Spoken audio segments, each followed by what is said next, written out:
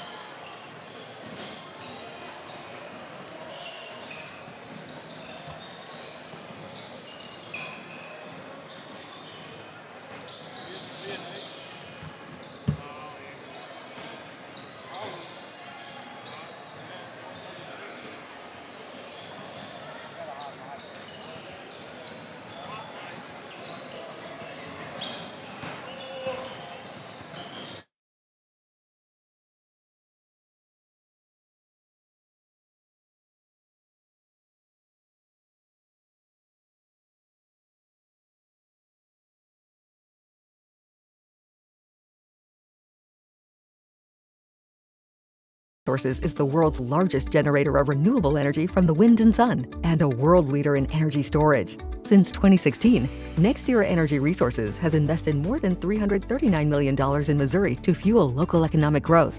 Today, our company owns and operates one wind energy facility in the state and is looking to invest even more in the Show Me State. We are committed to being a trusted community partner and look forward to providing affordable, clean, renewable energy for generations of Missourians to come. What First State Community Bank means to me is, it says it in its name, community. We're family, we care about one another, whether it's in our Simo markets or we can reach out to someone in Farmington, Columbia. They're always there to assist. We are very customer focused. Our employees do a great job with listening to the customers. The tellers know 100% of all customers by their name. If you want to feel at home, then walk into the doors of First State Community Bank.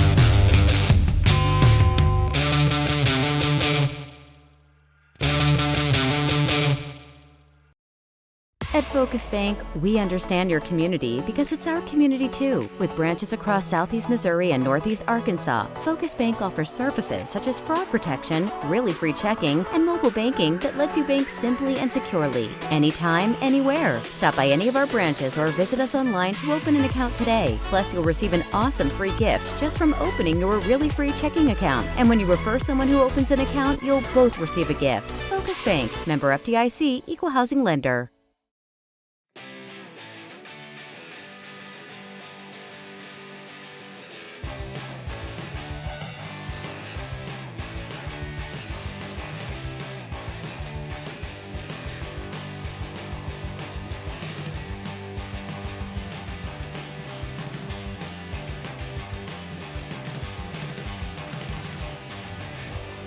Just remember, if Ultramoreland is not on the back of your vehicle, you paid too much. Mathis Funeral Home of Dexter and Bernie strives to provide their community with the accommodations and services needed to relieve your family during times of loss. For more information, give them a call and see how Mathis Funeral Home can help meet your expectations in celebrating your loved ones.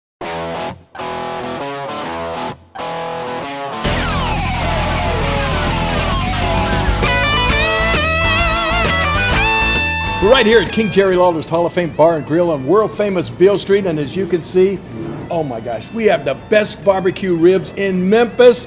Oh my gosh, the gumbo is out of this world, but you gotta try the King's Triple Decker Slam Burger. You'll love it. Missouri State Senator Jason Bean, representing Butler, Carter, Dunklin, Mississippi, New Madrid, Oregon, Pemiscot, Ripley, Stoddard, and Wayne counties, would like to wish all the Southeast Missouri basketball programs in the 25th District a safe and successful season.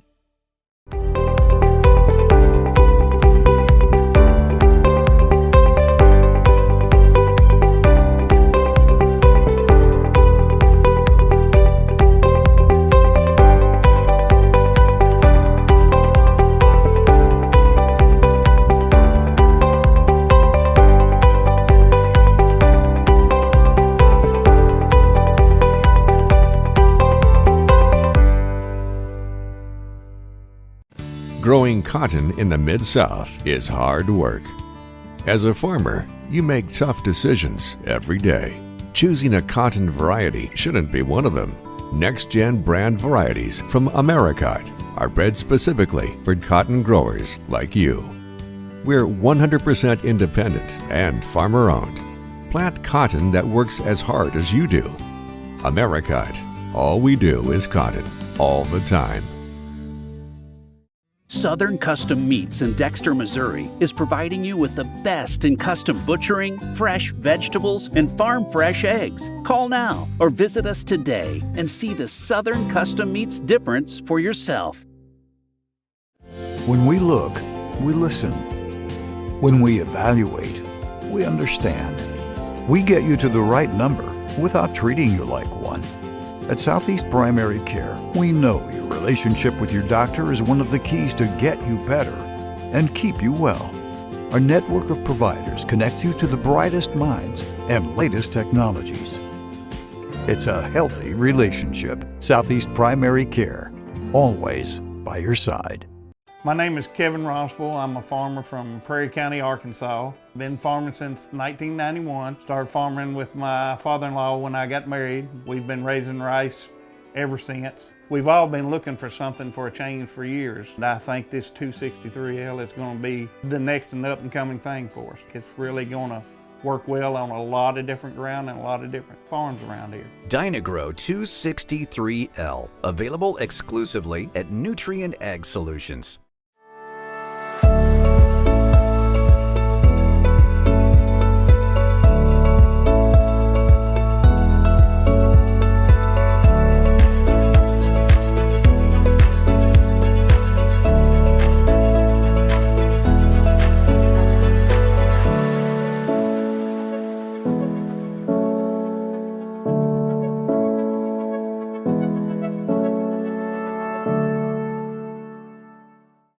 Do you need personalized merchandise? Trying to celebrate the season of that big state run?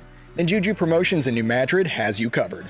Whether it's heat presses, screen printing, or embroidery, we always have an option that will leave you satisfied and looking your best. With seasonal styles and plenty of accessories, there's something here for everyone.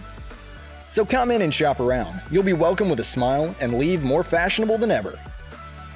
Call us at 573-748-4040 or visit us in New Madrid.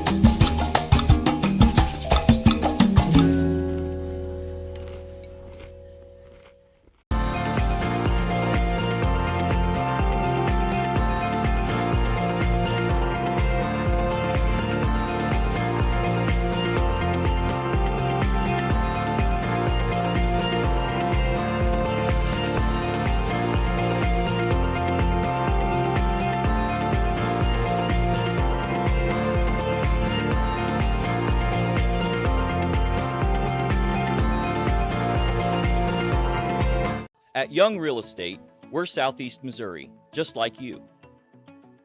We are parents. We support local education. We are grandparents. We are active in our community. We are patriots.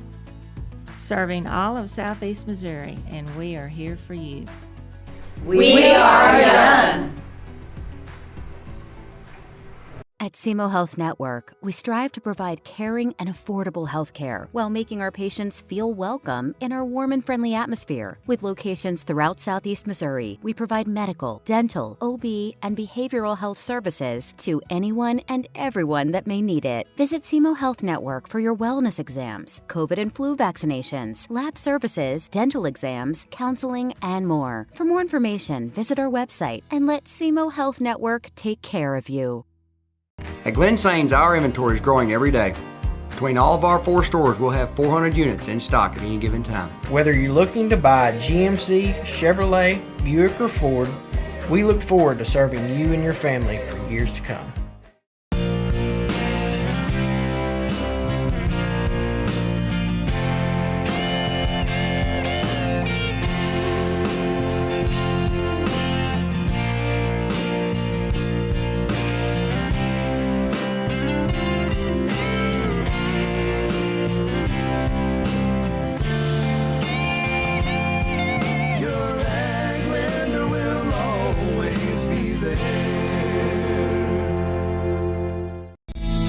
First State Bank and Trust wants to thank the Dexter community for 20 years in business. We're there for you for your first paycheck, buying a home, opening a small business, starting a family, or planning to retire, and everything in between. We're the local bank you know and trust for all of your financial needs. Visit fsbtrust.com or stop by our Dexter branch to explore all your financial options.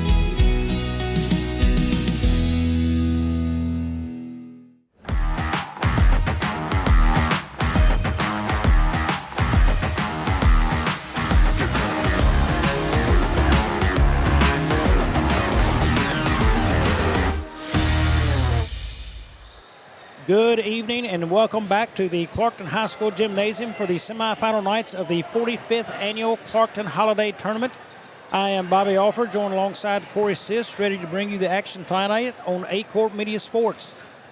First game tonight we have will be the number 1 seed Malden Green Wave, and they will take on the number 4 seed Risco Tigers. And our second game of the night will pit the number 2 seed Portageville Bulldogs against the number 3 seed Carter County Redbirds.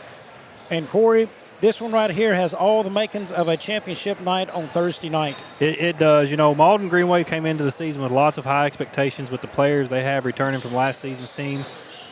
In fact, many people had them penciled in as the number 1 seed at Bloomfield for the Bloomfield Christmas tournament. But then they stumbled and lost to Dexter, the second game of the season, I believe it was. So the question is whether or not the Dexter game was just an anomaly or if they can overcome it and use it as a motivator. Tonight will be the real test for the Green Waves as they take on a very talented and very big Risco Tiger squad. Risco battled with 5th seeded Donovan on Monday before finally putting them away late in the game, winning that game by 20. Yeah, for the Malden Green Wave, they are coached by Coach Mike Kilgore. 16-9 last season. They are 4-1 on the season this year, and as Corey noted, the only loss they have is to a Dexter team that most would felt like they should have won. Rest of the season, though, it's kind of been a blowout basketball for Malden. They've won by 39, 30, 29, and 61 in those games so far. Top returning players, well, they have a slew of them, but 2 of them of note, all-district performers Marcus Burton and Camarius Farmer will be on the floor for them.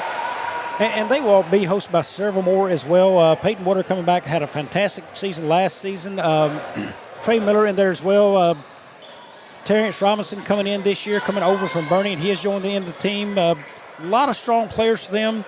For the Risco Tigers, they are coached by Brandon Blankenship and are 5-1 on the season.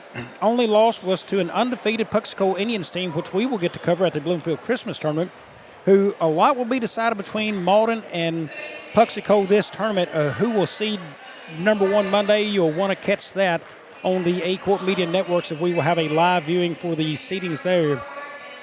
For them, all the all-district players from Risco is Sammy Smith and Riley Cavert on the game. And for the starting lineups, we have for the Risco Tigers, number 0, Landon Baker, number 14, Owen Fortner, number 20, Sammy Smith, number 24, C.J. Blankenship, and number 32, Riley Calvert. And now for the starters for the Malden Green Wave, they are coached by Brandon Blankenship and assisted by Dylan Hill and John Smith. That was the Risco Tigers. Number 1, Peyton Woodard for Malden. I did not catch the number there. Number 3, Camarius Farmer. Number 15, Trey Miller. Number 5, Tylen Mathis. And the big man in the middle, number 31, Marcus Burton. The Malden Green Wave are coached by Mike Kilgore and assisted by Dalton Frischauer.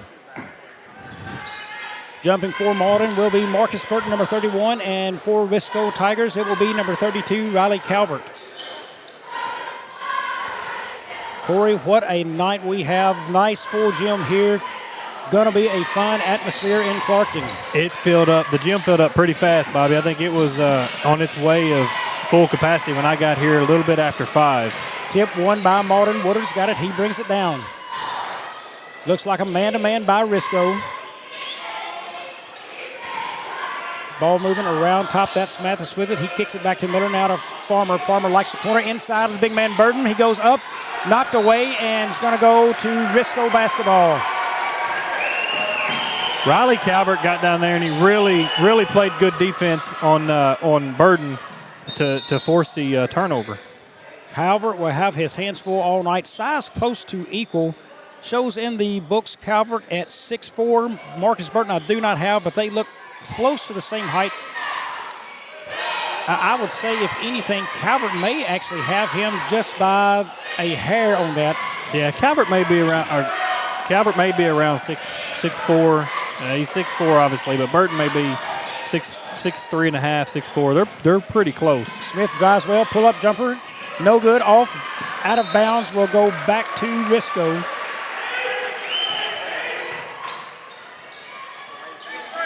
Both teams sorts out in a man-to-man defense. Blankenship inbounds, gets that to Smith in the corner. Out to Calvert. Calvert for 3, off no good. Rebound, Woodard. Malden pushes the floor up to Farmer. He's got a one dribble shot, short, no good. Rebound, Sammy Smith. Smith drives down, looking for the screen there, did not get it. Tries to get Mathis away from him.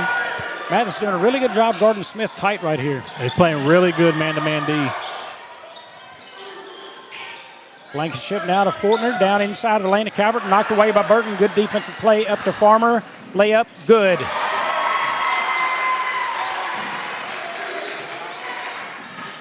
Here is Smith, he'll drive back up. Malden answers first, up 2-0 here, a minute and a half gone in the game. Smith calls for the screen out top. He's got it. Pick and roll was not there. Back inside the lane, Smith looks for help. Has it to Fortner for 3, off no good. Rebound, Burton. Woodard now pushes the floor. Out to Miller to the corner for 3, bottom. Nice ball movement to the corner out there to get that shot off. Wide open. Risco's got to do a better job of getting the defender out there and getting a hand in his face. Ball again, there's a nice high pick right there. Smith for a jumper, got it in the lane. 5-2 Malden.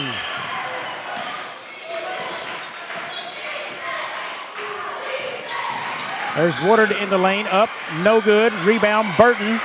He goes back up, no good, but we've got a foul on the floor. Foul will go against Owen Fortner. That'll be his first, team first. Burton to the line to shoot 2. First is off, no good.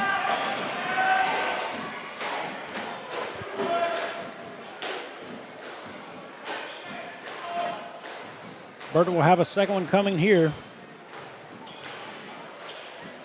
Second one's up and good. 6-2 Malden now. Switch on defense. Thomas has Smith.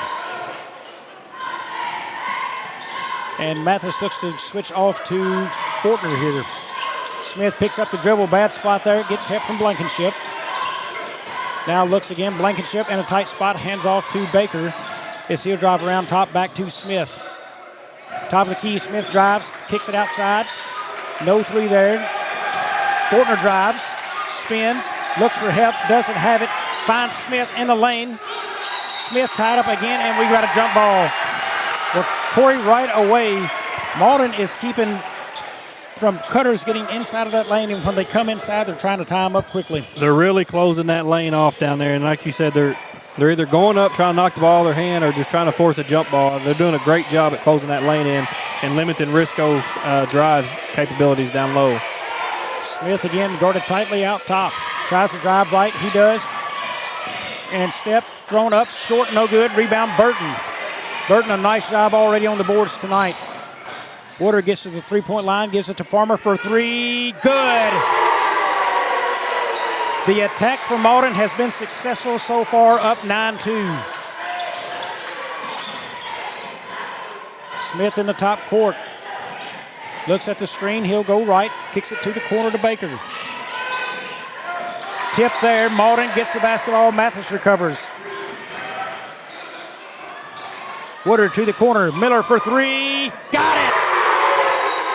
And timeout Risco, 12-2. Will take a break and be back in 30 here on the A-Corp Sports Network. Growing cotton in the Mid-South is hard work. As a farmer, you make tough decisions every day. Choosing a cotton variety shouldn't be one of them. Next-gen brand varieties from Americot are bred specifically for cotton growers like you. We're 100% independent and farmer-owned. Plant cotton that works as hard as you do. Americot. All we do is cotton, all the time. We are back, Corey, right away. Boy, Malden has looked really good from outside. Three-pointers in a row for Malden. They're looking good from beyond the arc. They're really playing good ball offensively, but, Bobby, they're closing in the gaps on Risco. They're limiting their shots. That 15-foot jumper, the drive down low, they're really trying to get that lane closed up. Defensively, they've done a good job. Here's a long pass taken down by Woodard. He's going to bring that down, looks for a guy. Nope, he's going to go to the lane, puts it up, and off, no good. Rebound by Risco. They get it out. Smith now with the basketball. Here's Smith. He drives toward the lane, and he's going to get a push right there. Farmer will pick that up. Will be his first, team first.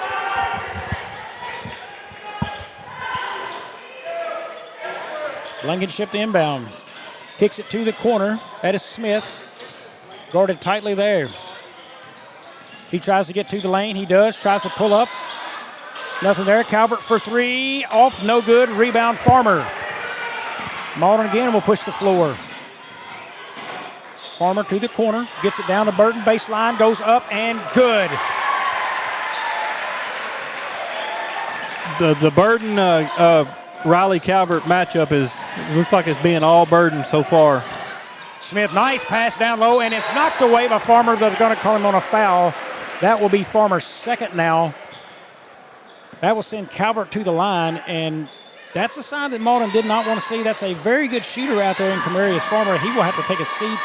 We'll see how Coach Kilgore handles it, maybe to the half of those two fouls. Yeah, you got to be real careful if you're Q Farmer the rest of the game. First is up and good from Calvert. Into the game is Mathis and Robinson. Out is Woodard and Farmer.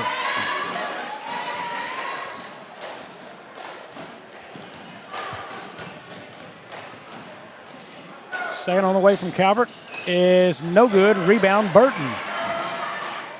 That's a name we're going to say a lot, I believe, on the boards tonight, Corey. We've said his name a lot tonight. He's going to. I don't know how many points he's got, but he's got to be close to at least 6-7 rebounds so far. Foul on the play is on Aaron Dennison, checked in for the Risco Tigers. That's his first, team second. And here's Farmer. He kicks that over to Redfoot now. Back to the top to Mathis. Mathis drives left. Tries to get it down and knocked away by Fortner. Fortner now pushes the floor. Malden knocks that away and gets the steal back to Robinson. Robinson goes around his man into the paint. Kicks that off. Now Miller has it. Back to Robinson. Long two. Off. No good. Long. Rebound Smith.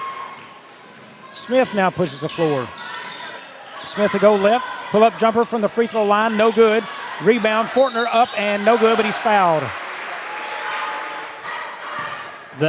Is that the first on Burton? The foul will go against Burton, his first, team third now. Fortner's first trip to the line tonight.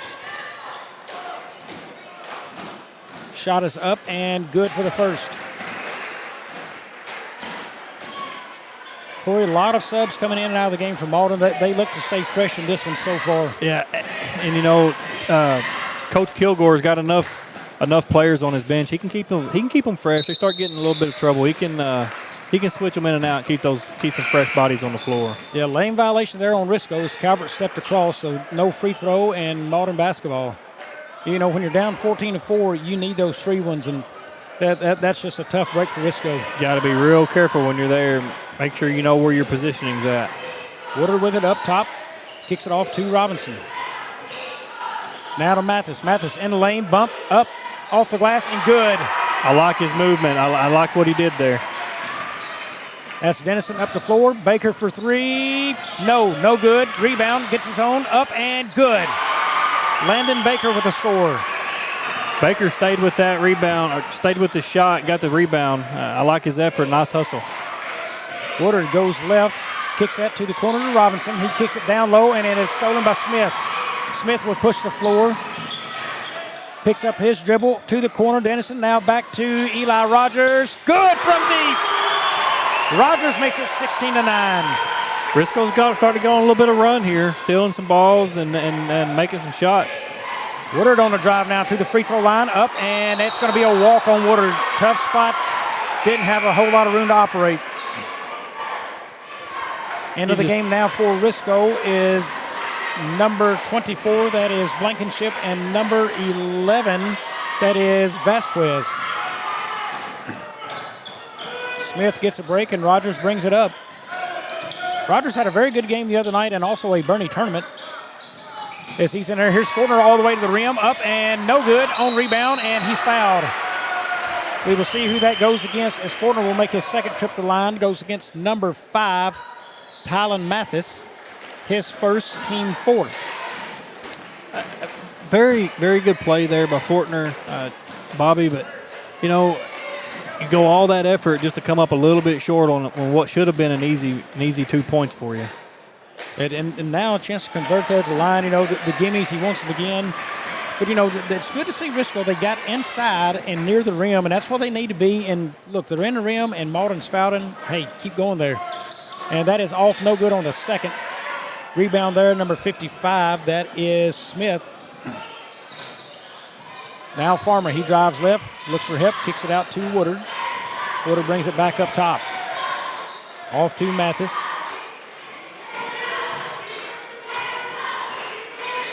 Malden now is a little bit slower offense as they've slowed down a bit here. Here's Farmer up and good. Nice move by Farmer to the basket. Yeah, Farmer, I like his drive. He just kind of goes in and stops there at the little block and puts it up. Blankenship now driving for Risco. Kicks that off to Rogers. Rogers sized up Farmer and decided not to take a shot. Drives back left now. It's stolen by Woodard. Woodard in the open court. It goes up, layup, up and good. It lead now back to 10, 20-10. Here's Fortner, jump shot, bottom. Back and forth we go here. Woodard, he'll push the floor under 30 seconds now. Kicks it to the corner. Redfoot will reset and out to Mathis. Now here is Mathis. He gets tied up, and it's going to be a blocking foul.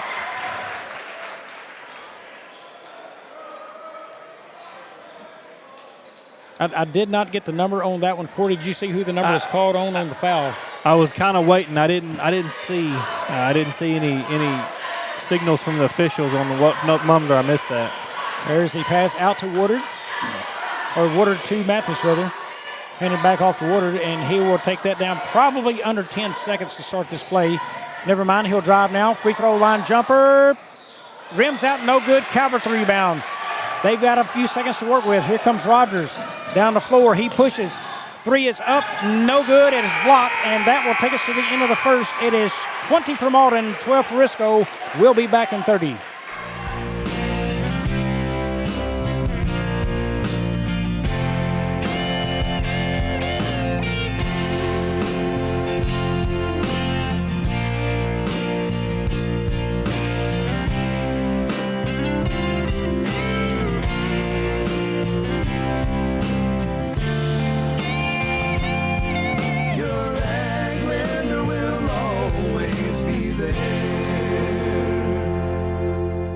We are back as it is 22-12 after the first quarter. Corey, looking through a few stats, what have you got for us here? For the Malden Green Waves, I've got Peyton Woodard with 2 points, 1 rebound. Q Farmer, 7 points, 1 rebound. Tylen Mathis, 2 points. Trey Miller, 6 points. Marcus Burden, 3 points, 4 rebounds. Over on Risco Tigers, Landon Baker, 2 points, 2 rebounds. Eli Rogers, 3 points. Owen Fortner, 4 points, 4 rebounds. Sammy Smith, 2 points, 2 rebounds. As far as team comparisons, field goals, Risco's 4 for 15, 3 for 9 from the 2-point range, 1 for 6 from the 3-point range. Malden, 8 for 15 total, 5 for 11 2-point range, and 3 for 4 from the 3-point range. With the rebounds coming in, Risco looks like they're actually controlling the rebounds 10-7. So I think really, Bobby, I mean, we've had a pretty close game. I think it just really comes down to who got more shots off. And Malden did start very hot as they opened with the second quarter with the basketball here. They were very, very hot from opening bell right there and sinking shots from deep. Pass outside, Miller back out top now to Woodard. Woodard will swing back around to Redfoot, and he looks for help. Gets a man out there to kind of screen away as he gets it up top now to Mathis. Not a whole lot of movement. There's inside to Smith. Up and no good on rebound. Back up, no good. Rebound, Calvert. Rogers now will push the forward. Kicks it out to Smith. Smith tries to get inside. Out to Rogers. Doesn't take the three. Drives inside. Nice pass to Calvert and good. Really good ball movement there by Risco. Nice first possession in the second quarter by Risco. Good ball movement. Good pass down low.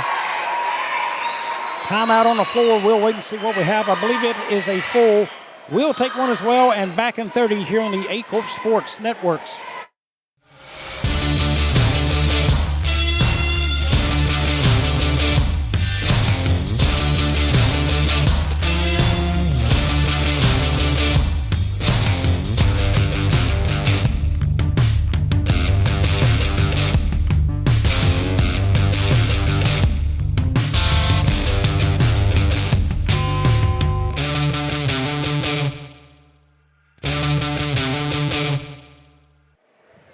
Welcome back to Clarkton. Corey, right now, you know, you watch Risco, and it seems to be everything happening good for them is in the paint. Why not keep going there? That's right. If it's not broke, don't fix it. You know, the old saying is. And I think Risco's going to keep going for what they've been successful at so far. Down as many as 12. They've closed the gap to 6 here in the early part of the second quarter. Redfoot up top, now to Woodard. Back over to Mathis in the corner. Miller thought about the three, didn't take it. A lot of perimeter passing, 4-out offense, and a man running the baseline for Malden right now. Good interior defense. Burton is back in the game for Malden. Looked to try to get it to him, wasn't there. Woodard drives, and he's going to get called for the walk. Woodard would look like he wanted to go to Burton there, and that gap closed, and then he was in between the pass for the shot. And yeah, he just picked it up and unfortunately got a walk there. Risco, well, credit to their defense right there. They're starting to play better defense and close that gap in. Rogers now with it up top. Little bit of a shift there. Rogers taking care of the basketball up top instead of Smith, maybe freeing him up some. Calvert now gets that off to Baker. He looked inside as two guys cut down low. Boy, the tough pass there. That was almost picked off. Risco really needing somebody to set a screen for somebody out there up top. Rogers doing a lot of handling up top with the basketball. Baker inside to Smith, up and blocked there by Burton. Big time block by Marcus Burton. Made it look really easy. But the worst thing you saw there, Smith didn't draw body contact, and let that be a clean block and no foul. Baker now out to Smith. Smith is guarded by Redfoot. There's Blankenship for three. He's got it. 3-point ball game, 2017 now. Risco has come to life. Woodard over to Redfoot. Now in the corner, down to Burton, down low, up and good. Burton connects. They can't leave Burton down low like that with nobody on him. Rogers now, he pushes the tempo inside to Calvert, and he's going to get called for the walk. Could not get a handle on the basketball. You know, the pass went to the corner. It brought the man, Gordon Burton, outside. I believe that was Calvert, to kind of protect their help out. As soon as it did, they went right over the top of him to Burton. Had a mismatch down low. Yeah, and he never could gain possession of that ball the way he wanted to. Mathis has it to the corner again. And right away, you've got an undersized Baker on Burton, and they try to get the foul there. No call. That is missed on the shot out of Mathis out of bounds. But the reason they didn't call that, Corey, he didn't shoulder him. It was a body bump, not a shoulder. If he shoulders him, I think he gets the call, but nothing happening there. Well, and I really don't think he set his feet that great either. I don't think his feet was set in play. I think he was still kind of in the movement position there. Rogers, and that's picked off by Woodard. He's got the floor up and good. Couple of quick baskets here by Malden to extend their lead back to 24-17. Fortner now with it. He's going one-on-one with Burton. Hands that off to Smith. Smith tries to drive baseline. Jumper off, no good. Rebound Burton. Burton now pushes the floor. He's coming down, up, and he is going to be fouled. And no, they're going to call the charge. So Burton will pick up his second now. Team fifth foul. No, I'm sorry. It'll reset. Reset. Yep. So first foul of the quarter. I'm sorry. It takes a while to get used to that rule, doesn't it? It does. I'm still used to old school. I know you are too. So it's a little difficult. Folks not familiar, at each end of each quarter, it's 5 fouls, and you shoot 2 free throws. There are no 1-and-1s anymore. That has gone away in high school basketball. Here's Smith. He has it. Guarded by Redfoot. Goes baseline and doubled. Dennison now. He's up. Runner. No good. Rebound Baker. Up. Good. Risco really seems to be working the boards hard on both ends of the floor. They've really starting to play a lot better ball in the second quarter. Miller's short for 3. Denson rebounds. Almost walked, and he barely kept his foot still there. Here's Smith. Robinson guarding him. Now switched off. Bell into the game for Malden. A lot of movement. Smith in the lane. Jumper off. No good. Gets his own rebound. Looks for help. There's Fortner, and good, and the foul. And there's that lane you were talking about it earlier, Bobby. You know, just getting it, keep driving it in there, and that time they happen to get the 2 points and draw a foul. So they're going right back to that lane that they've been successful at tonight. Could not pick up the foul for certain there. Folks, from our view, we're looking at the back of the official on that going to the score table, so I do not know who the foul went on. Is the second team foul on Malden here this quarter. Shot up, no good. Rebound by Blankenship, and good. A little bit of lost focus there, and Malden finds himself in a 1-point basketball game. Nice block out by Risco there on that free throw. To the corner. Miller for 3. Got it! Trey Miller has been red hot from deep tonight. That's his third one of the ball game. Smith now, he pushes the floor against Woodard. Spin move in the lane, goes up, jumper, no good. Rebound Robinson. Robinson now pushes the floor, and close, but no foul there on Denson. Woodard now across floor. Robinson for 3, no good. Rebound Mathis knocked away by Smith, but he fouls him. That will be Smith's first, team first here in the second. Sends Tylen Mathis to the line. First trip there tonight. And he is off on the first. Couple of subs in the ball game. Calvert back in, Rogers back in, Smith and Baker out for Risco. Mathis will have his second on the way. That is also no good. Rebound Bell, and blocked by Calvert. Big block there by Calvert as Bell had a nice look at the basket. Could not convert. Looks to stay Malden basketball. Woodard to inbound. He looks for help, gets it out top to Robinson. Robinson now to Farmer, to Woodard in the corner for 3. No. Rebound. Terrence Robinson back up, and good. Nice shot by Terrence Robinson. Blankenship will bring it up now. Miller guards him. He tries to go right. Very good defense, but Miller cuts him off. Here's Fortner. He's got it up top. He tries to drive. Cut off there nicely by Farmer. Now Blankenship to the corner. Denson down low to Rogers. Rogers looks for a chance, and that's going to be a foul on Woodard. I believe that it will be Woodard's first, team third. Sends Rogers to the line. 6-point game, 2:20 to go here in the second.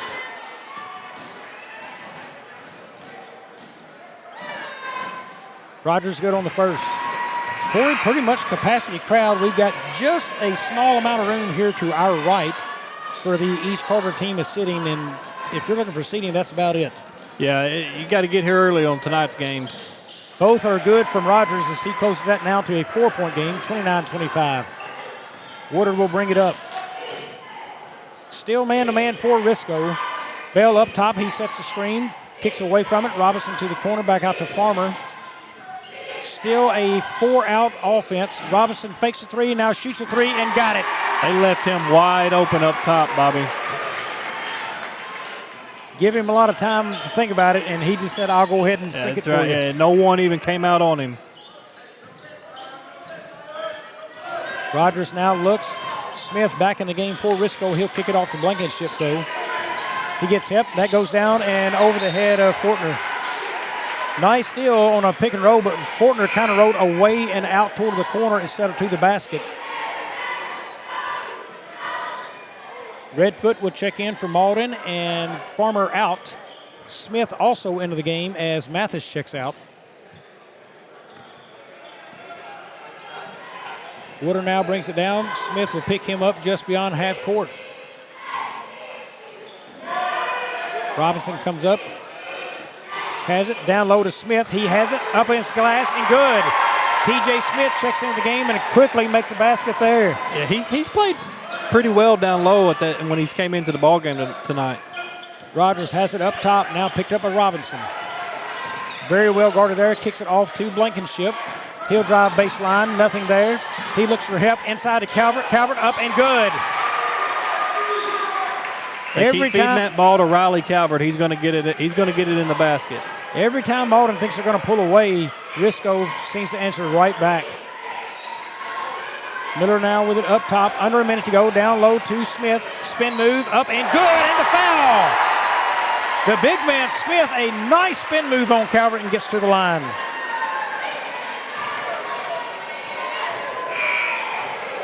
The first foul I have on Calvert, second team foul here in the quarter. You know, we were talking about the size difference with Calvert and with Burton.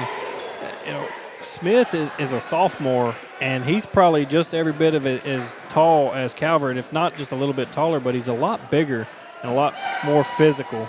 Yeah, rebound's no good. Going to be a foul going the other way. Looks to be against Mathis. The second recorded foul I have on him and the fourth team foul. You know, the deal with Mathis right there, you know, he can bully his way around in that lane, really kind of create his own shot. Smith will have that for Risco. He'll bring that up. Clock will tick down to under 40. Got to wonder now, they're down 9. I would figure they may either look for the clean shot or last shot. I'm guessing last shot. And I may be wrong because that was down low to Calvert, and a foul. Illegal block going to be called against Risco. That is going to be against number 11, Vasquez. Third team foul. I'm not sure if he pushed off a little bit too much there. I had my attention focused on Calvert down low, so I kind of missed the foul. I think it was a push right there on the man coming across to guard. Inside to Smith, quickly up and blocked there by Smith. No good on the shot again by Mathis. Kicked around, and Robinson comes out of there with it. They'll have a chance to clear for last shot here in the second. Clock goes under 10. Woodard down low to Mathis. Mathis, jump shot. No good. Rebound Fortner. He'll make a heave, and that will be no good and take us to the half. It's 36 Malden, 27 Risco at the half.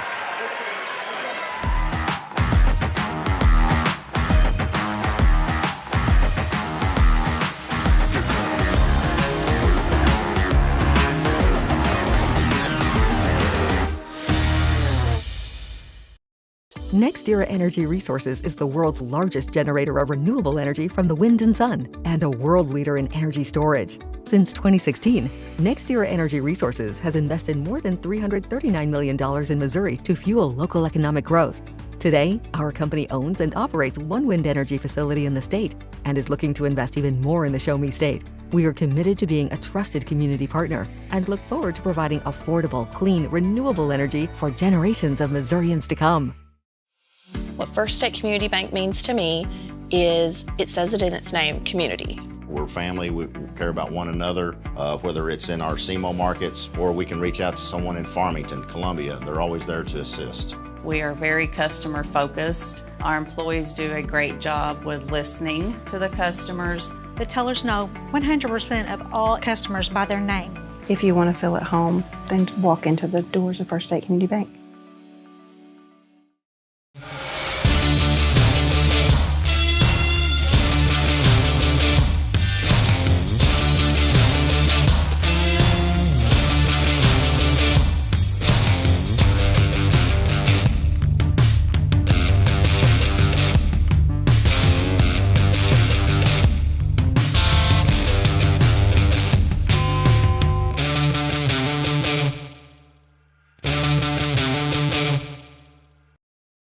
At Focus Bank, we understand your community because it's our community too. With branches across Southeast Missouri and Northeast Arkansas, Focus Bank offers services such as fraud protection, really free checking, and mobile banking that lets you bank simply and securely, anytime, anywhere. Stop by any of our branches or visit us online to open an account today. Plus, you'll receive an awesome free gift just from opening your really free checking account. And when you refer someone who opens an account, you'll both receive a gift. Focus Bank, member FDIC, equal housing lender.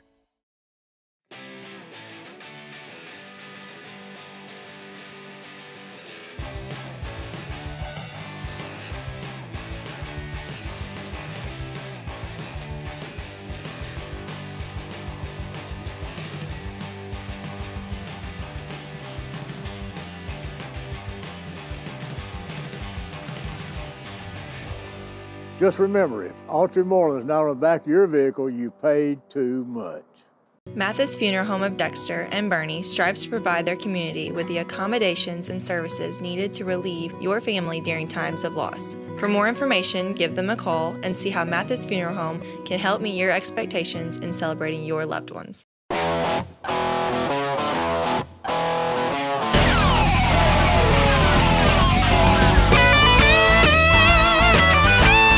We're right here at King Jerry Lawler's Hall of Fame Bar and Grill on world famous Beale Street, and as you can see, oh my gosh, we have the best barbecue ribs in Memphis. Oh my gosh, the gumbo is out of this world, but you gotta try the King's Triple Decker Slam Burger. You'll love it. Missouri State Senator Jason Bean, representing Butler, Carter, Dunklin, Mississippi, New Madrid, Oregon, Hemescott, Ripley, Stoddard, and Wayne counties, would like to wish all the Southeast Missouri basketball programs in the 25th District a safe and successful season.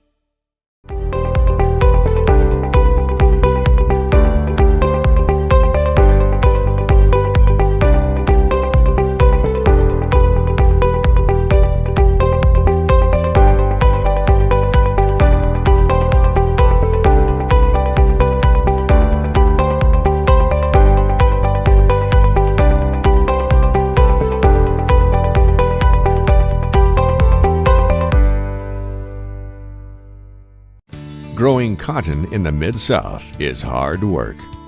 As a farmer, you make tough decisions every day.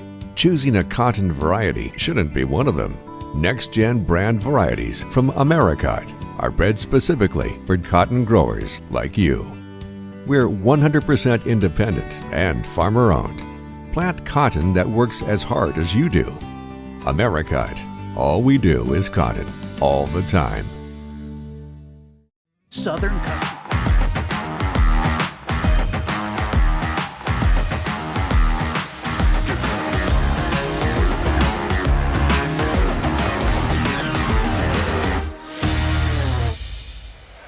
Welcome back to Clarkton. It is halftime here. 36-27. Malden has had a very good night so far at the three-point line.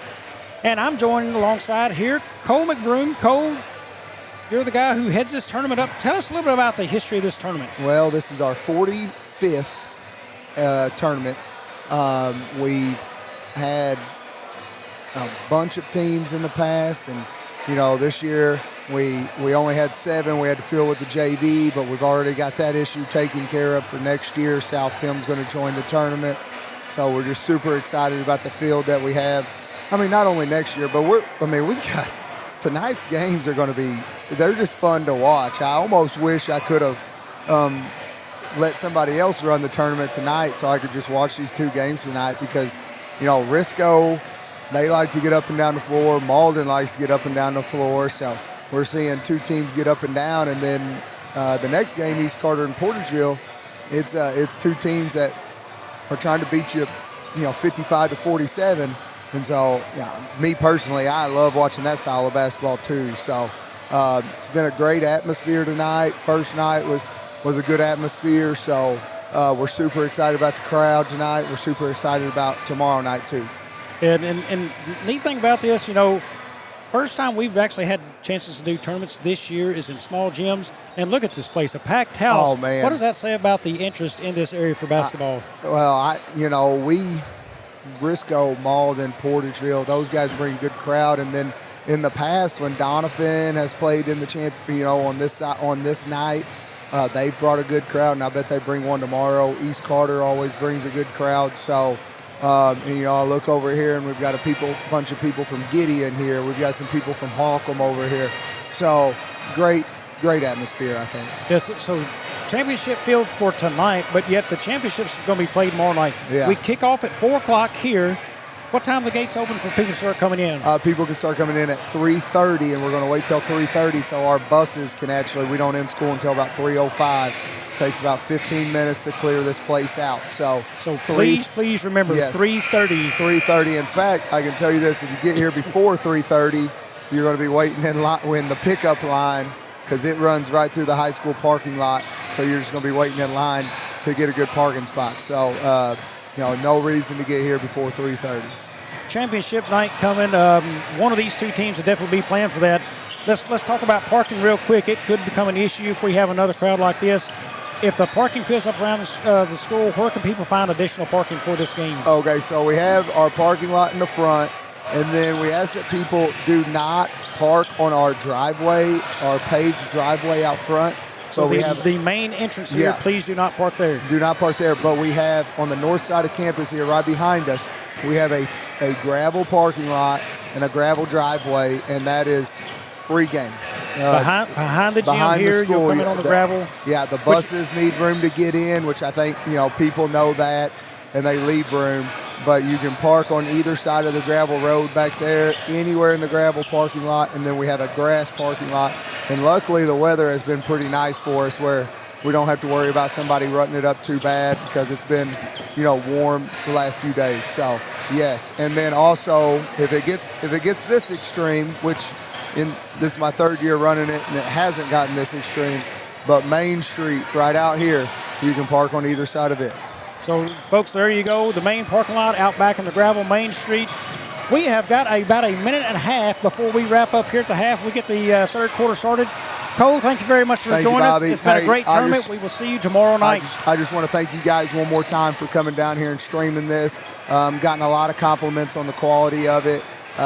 Can't say enough about the good things you guys have done for our area as far as jobs and stuff go, but also for our high school athletes. Now I got to go get that ball rack, so I'm going to get off here. Cole, thank you very much. We'll be back in 30 for the start of the third quarter here on 8 Corp Sports.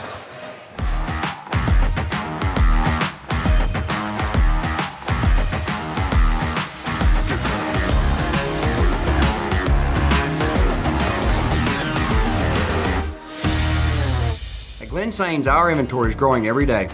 Between all of our 4 stores, we'll have 400 units in stock at any given time. Whether you're looking to buy GMC, Chevrolet, Buick, or Ford, we look forward to serving you and your family for years to come. Welcome back to Clarkton as we get ready to start the third quarter. Corey, let's run down a few stats while we have just a couple seconds. Team stats overall, Risco 10 for 26, Malden 15 for 31. Risco shooting 8 for 19 from the field, whereas Malden shooting 10 for 21 from 2-point range. 3-point range for Malden, they're 5 for 10, whereas Risco is 2 for 7. They're pretty well even in rebounds, turnovers. Risco coming in with 8, Malden coming in with 4. So I think, Bobby, really the big key is that they need to find a way to get in the face of Malden beyond the arc.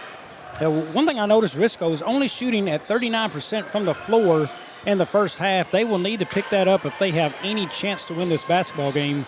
Another big number, Malden is 5 of 10, I think you said, from three-point line. Yes. 50% will get it done from deep every night. Yeah, that's only the first half. So Risco tries to go inside. That's knocked away by Burton. He's getting down the floor well. Hands that off to Miller. Inside, Mathis jump shot off, no good.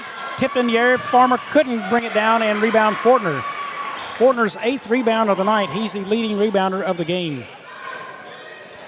Smith now tries to get that out. Woodard kicks. Stays Risco basketball. What a fun environment here in Clarkton. If you have time, come on down and join us. Big crowd on hand. That's a long pass back across to Smith. Jump shot, no good. Taken down by Fortner on the rebound. Back up, no good. And that's going to go back to Risco. All for Farmer. You know, through the stats, individual stats, I noticed Sammy Smith, only 2 points in the first half. That's also a big number that would surprise most every viewer out there. Yeah, Malden is really doing a good job at containing him. Fortner's got it out top. Blankenship now from 3. Grims out, no good. Rebound Burton. I believe that's number 6 on the night for Burton. Kick to the corner. Farmer drives baseline, shot up, and he's going to get the charge called on him. That will be Farmer's 3rd foul of the evening. And that's a kid that Coach Gilcourt does not need to foul out of this ball game. Risco basketball. Smith has it. Still no scoring here in the third. Remains 36-27. Smith in no hurry walks that up. Drives into the line. Jumper from the free throw line and good. And Malden just fell asleep. Woodard now brings it down. He'll kick that over Robinson. Rotation up top to Miller, now down low and knocked away. Fortner had it, and now Blankenship recovers. Burton back, has it. Tries to dribble, gets out of the lane now, kicks it off to Robinson. Robinson, a spin move, gets near the lane. He goes up, shot, no good, but he's fouled. You know, Bobby, going back to that turnover, you would think that he would have slowed that down just a little bit. Instead of trying to make a cross-body pass like that, kind of a blind pass, if you will, just kind of take a few extra dribbles or dribble it out, try to look for somebody a little bit more open. I think that might have cost him a couple of points there that they're not going to be able to get back at the end of the game. First shot by Robinson's no good. Foul is on Riley Calvert. I have him as 2. Little difficult because we can't see the board that keeps up with the fouls. We see the other end of the floor, so we don't know who it's on or how many they have. I have resorted to the old-fashioned pen and paper. We definitely got spoiled at the Simo conference tournament by looking up and off sides of the rebound there, or the board there. It kept up with everything for us. Robinson converts his second free throw, so he pushes that back to an 8-point lead now. Blankenship from up top for 3, off no good. And that is going to go, stays Risco basketball.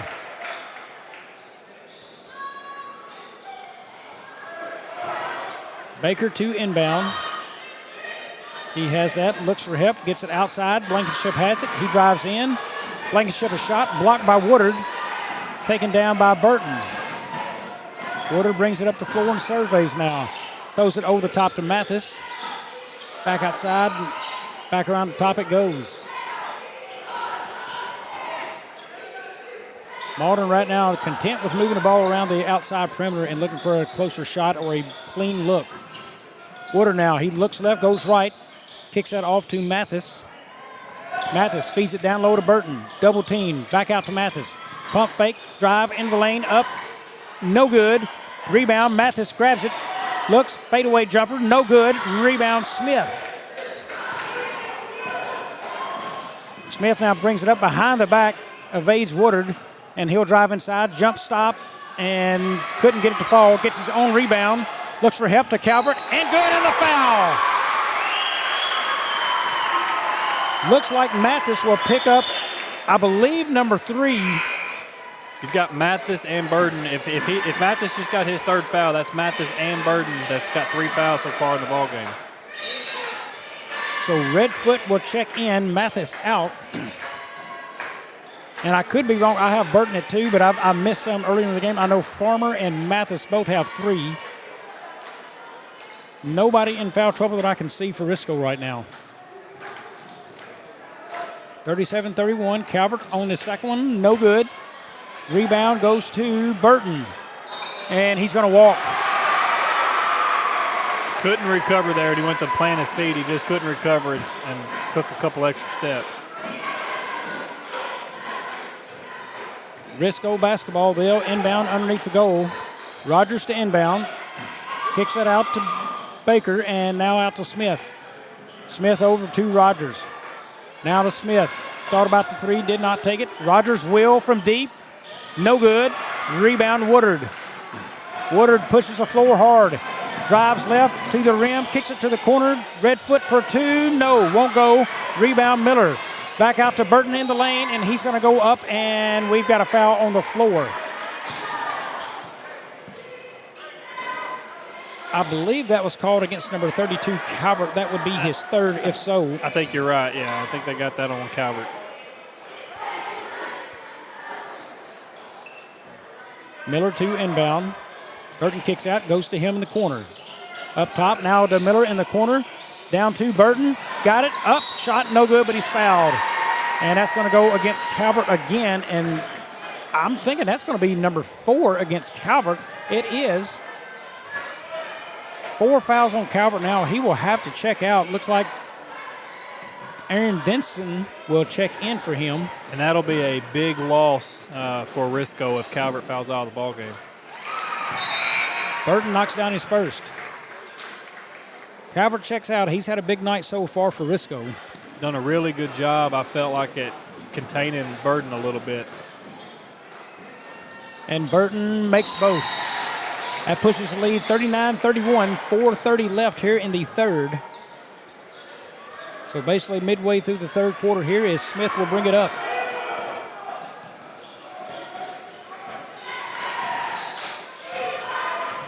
Zone defense now for Malden.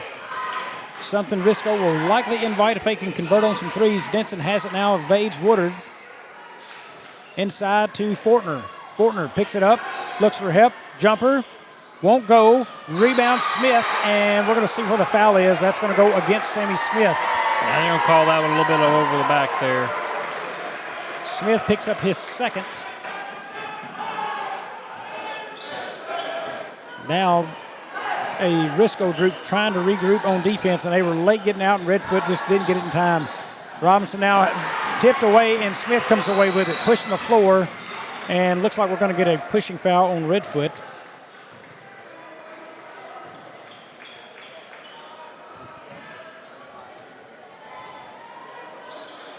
You know, Sammy Smith down low on that last possession, he kind of looked like he went up, maybe drew in a foul, turned the ball over, but then he got it right back there, so it's kind of like, he made a mistake and it's my bad, I'll get it back.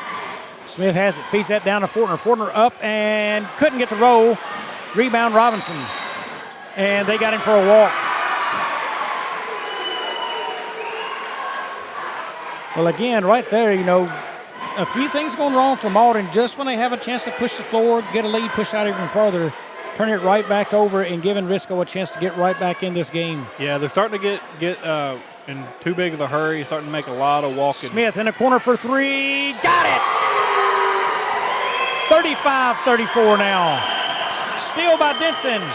Denson for 3. Count it! The gym has come to life. 39-37 now. The Tigers have woke up, Bobby. Woodard in the lane, looks for help and throws it out of bounds. A couple of times, Risco has done really good at cutting Woodard off in the lane and caused turnovers on him. That's right, yeah. Risco was down 36-27 at the half, trailed all half, a chance to take it on a 3. Smith for the lead. No good, no roll there. And we're going to get a foul. see who that's going to go against, I believe, 14 Robinson. Risco basketball, so they'll take that out there. Is that his second? I've got him as one, but again, I missed a couple early in this game. So out of the game is Robinson, and Redfoot. Into the game is, I believe, Farmer and T.J. Smith. Rogers for three, no good, short. Smith up, tie ball game. Sammy Smith has tied it here with just under 3 to go in the third. Malden trying to regroup. Woodard brings it down, surveys the floor, out to Farmer. They look Burton's way, nothing there. Woodard now down to T.J. Smith, up and got it. Malden right back with an answer. You can always count on the big man, T.J. Smith, to get you back in the ball game. Smith, very strong night underneath. Dennison for three, bottom! First Two big lead. three-pointers for Dennison. First lead of the night for the Risco Tigers as Dennison buries a three. Farmer looks to get it to Burton, cannot get it there. Very good defense by Fortner. Woodard for three, no, it's short. Rebound, T.J. Smith. He'll go back up and good. T.J. Smith is playing monster basketball underneath. T.J. Smith is keeping Malden in the lead right now.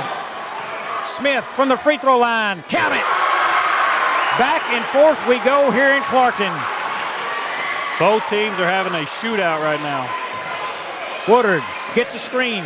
Down to the corner. Farmer for three. No good. Rebound, Sammy Smith. Smith looks to push the floor now. He's got a look. He'll pull up from three. No good. Rebound, Rogers. Dennison for three. He's long, no good. Rebound, Farmer. Woodard now pushes the floor. Woodard into the lane. Shot up and no good. Burton with a rebound, and we're going to have a foul on the floor. I think it's going to be called on Burton. Now, that's going to go against Risco's Rogers.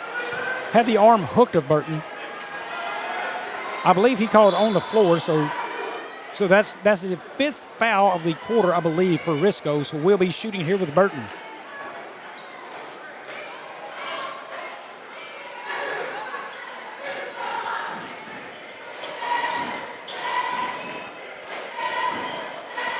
One-point lead for Risco. They're up 44-43. And Burton front rims, no good. Could have tied there. Still a chance to tie. Riley Calvert checks back into this basketball game now. Risco is really came alive so far in this third quarter with their three-point shot.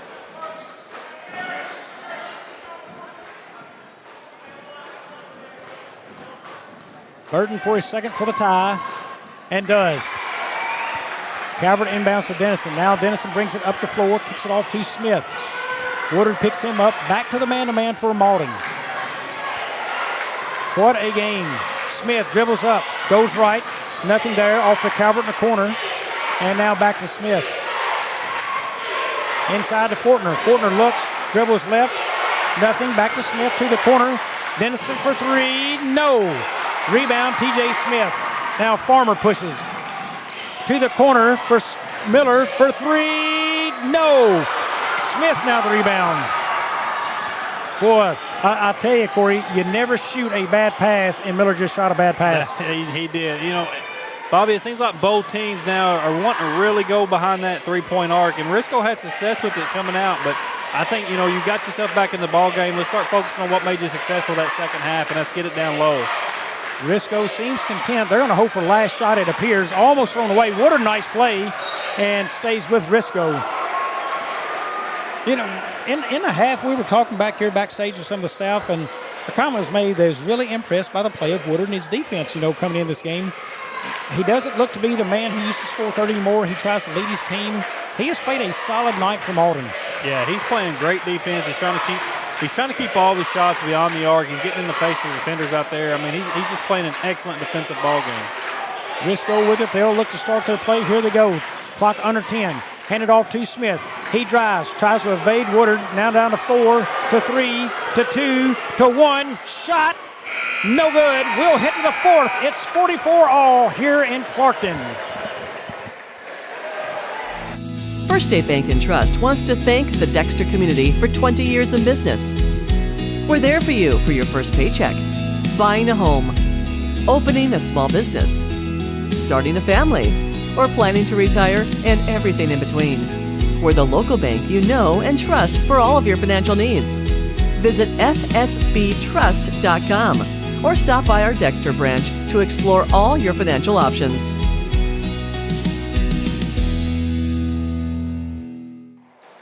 We're back here getting ready to start the fourth quarter. You're looking through the stat books. Fill us in on what's going on.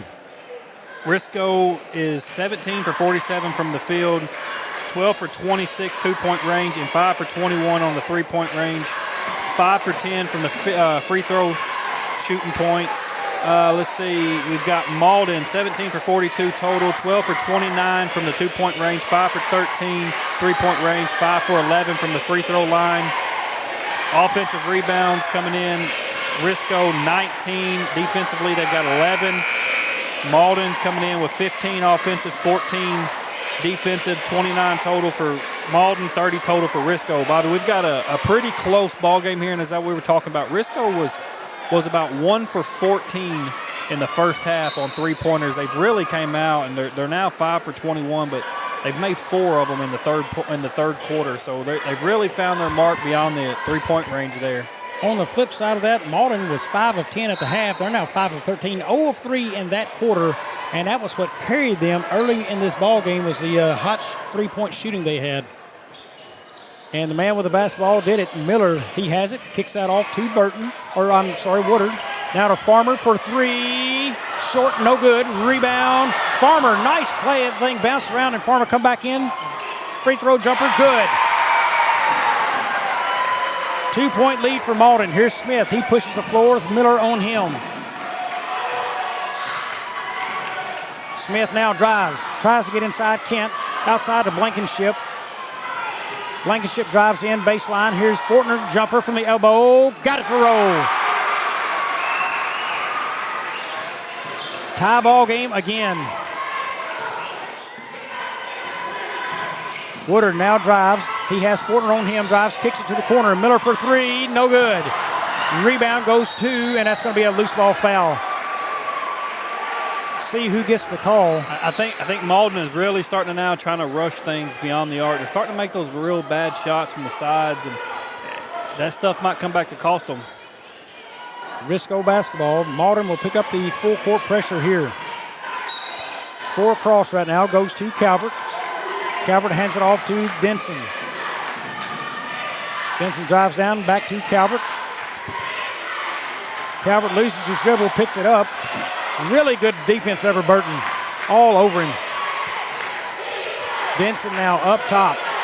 Farmer guards him one-on-one. Looks for the pick, doesn't have it. They switch off. Mathis now has him. And that is taken away by Woodard and it's going to be picked back up by Sammy Smith. Smith inside, jumper, can't go. Fortner and Farmer, good body position, but that's going to be a foul against Fortner. Very good body positioning there by Farmer and keeping Fortner blocked away from the basketball, and he gets the push out of bounds on him. Yeah, it's Fortner's second. Second is what I have him for. I think that's what I've got. I think that's not one that we've missed so far. Woodard has the basketball, surveys the floor. He calls his play out to Miller now. Looks to Burton, doesn't get it there. Woodard has it now to the corner. Mathis drives baseline, shot up and good. Mathis, the baseline runner. Risco's got to go back to closing that lane down. Baker now has to get that off too, and that's going to be a foul on Farmer. Blocking foul. Blankenship trying to get away from him, and Farmer, that's going to be number 4, I believe, on him.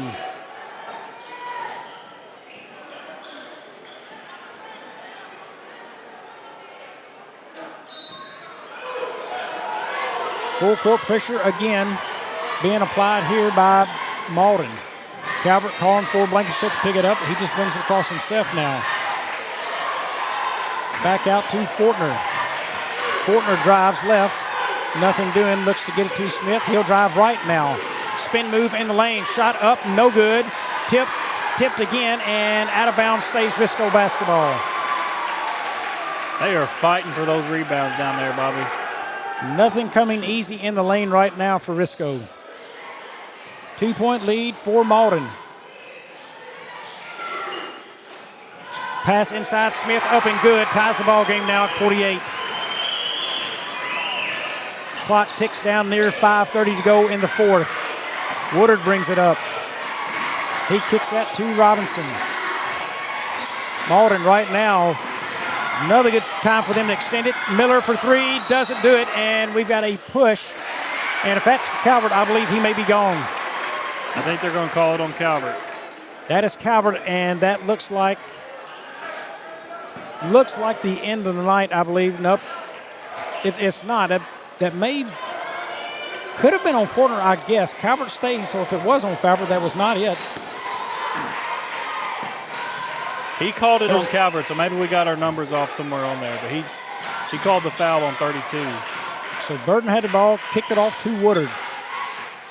Great time for Malden to try to extend the lead. They've done it a couple times tonight. Hadn't been able to pull away. Pass down low, picked off by Rogers. Very heads-up play by Eli Rogers. Read that one perfectly. Rogers pushes the floor. Smith, baseline jumper, no good, long. Rebound, Burton. Woodard now pushes. He gets to the lane. Pass underneath to Robinson. Nice dish and a score. Timeout here for Malden. Looks like a full timeout. Corey, we're going to take one as well. We'll be back, and I'll let you update us on the books when we return here on A-Corp Sports. What First State Community Bank means to me is, it says it in its name, community. We're family. We care about one another, whether it's in our Simo markets or we can reach out to someone in Farmington, Columbia. They're always there to assist. We are very customer focused. Our employees do a great job with listening to the customers. The tellers know 100% of all customers by their name. If you want to feel at home, then walk into the doors of First State Community Bank. Welcome back to the holiday tournament here in Clarkton. Malden leads this one 50-48. Corey, what have you got for us in the books? For Risco, I've got Landon Baker, 4 points. Eli Rogers, 5 points. Owen Fortner, 8 points. Sammy Smith, their leading scorer, 13 points. It looks like Aaron Dennison, 6 points. We know both of those come off 2 big threes for him. CJ Blankenship, 5 points. Riley Calvert, 7 points. And let's go over to Malden.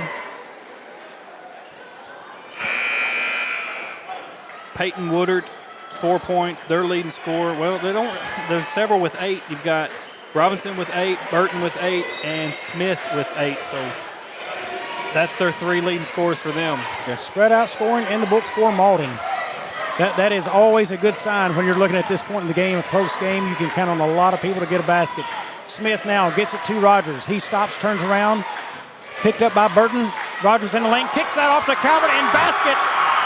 Nice ball movement again by Risco. Yeah, I like the pass. He kind of like he's going up for a layup and then just dished it down low.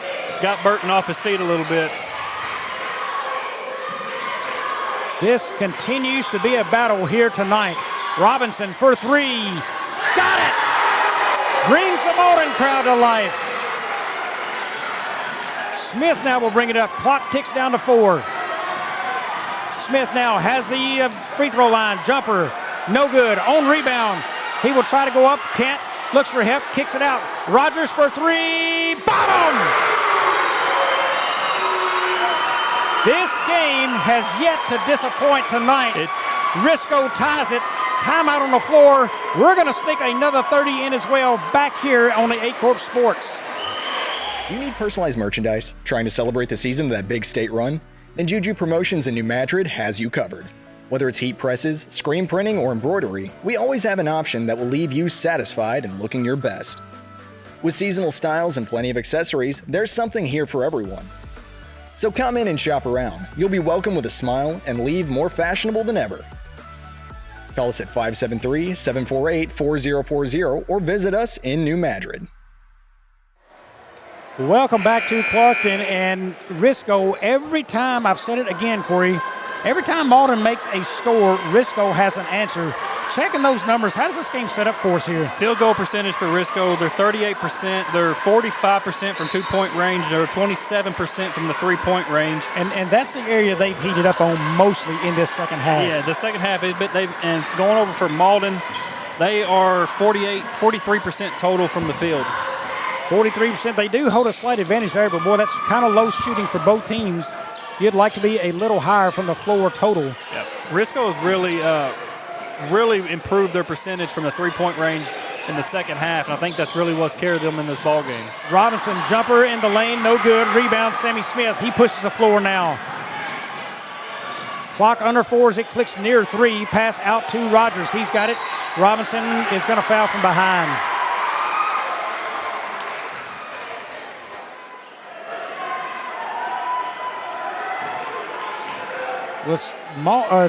Risco's picked it up definitely in the second half. They've won the battle there so far. Pass down low. That is Smith in the basket. And he's going to be fouled by Redfoot. That is a player that you do not want to leave open down low. Well, everybody looks for Smith to come back to the basketball, and he gets that one near the rim, shot up and scored, and Redfoot just let him get away and was there too late and fouled him. Sends Smith to the line. Risco with a 2-point lead. Chance to make it 3. Would be their largest lead of the night if he connects here. And he does. 3-point lead for Risco. Just over 3 minutes to go in this one.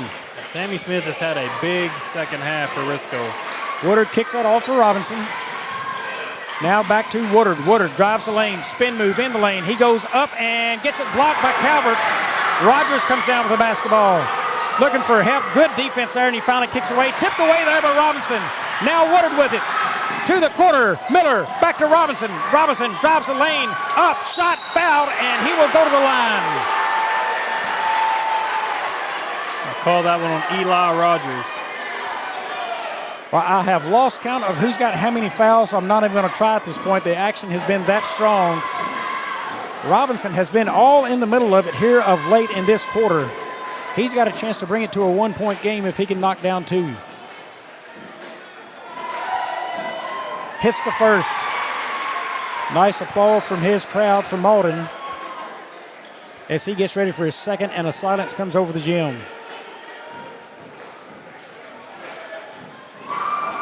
And good. 1-point game. Full court pressure again by Malden. Smith has it, guarded by Robinson. Pressures him all the way up the floor. Very good defense. Smith now spins, turns, kicks to the corner to Baker. Now Baker outside of Rogers. Rogers a move left. He drives the lane. Up, shot is blocked by Burton. Big time block, Marcus Burton. Smith drives in. Jump shot, good! Sammy Smith again with a big time shot. Smith ran over, got that rebound off the Burton block. And drove the lane and made something happen. Calvert with a big block on Burton. Rogers thinks about it, drives inside, shot up. He's going to get the blocking foul against Miller as he'll go to the line for 2. Well, I can tell you a lot hangs in the stakes on the Bloomfield Christmas tournament right here in this game for Malden, that seeding.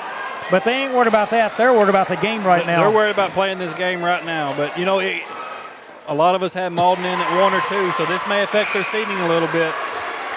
First one is good from Rogers. Now Risco pushes their largest lead to 4 points, 59-55, just over 2 minutes to go.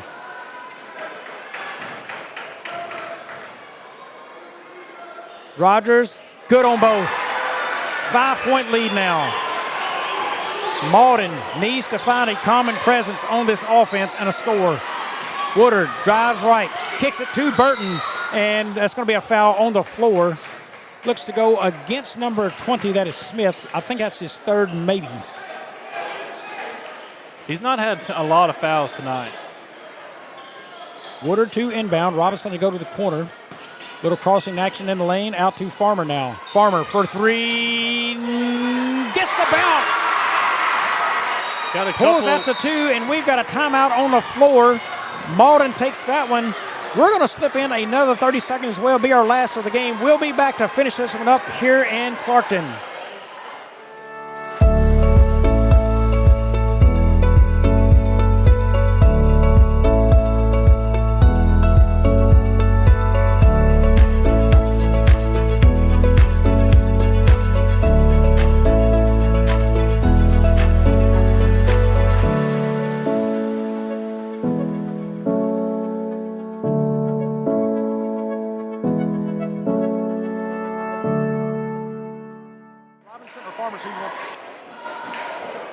We are back here in Clarkton. Corey, looking through these stats, if you're Malden right now, who's your go-to guy? Who you want to see score?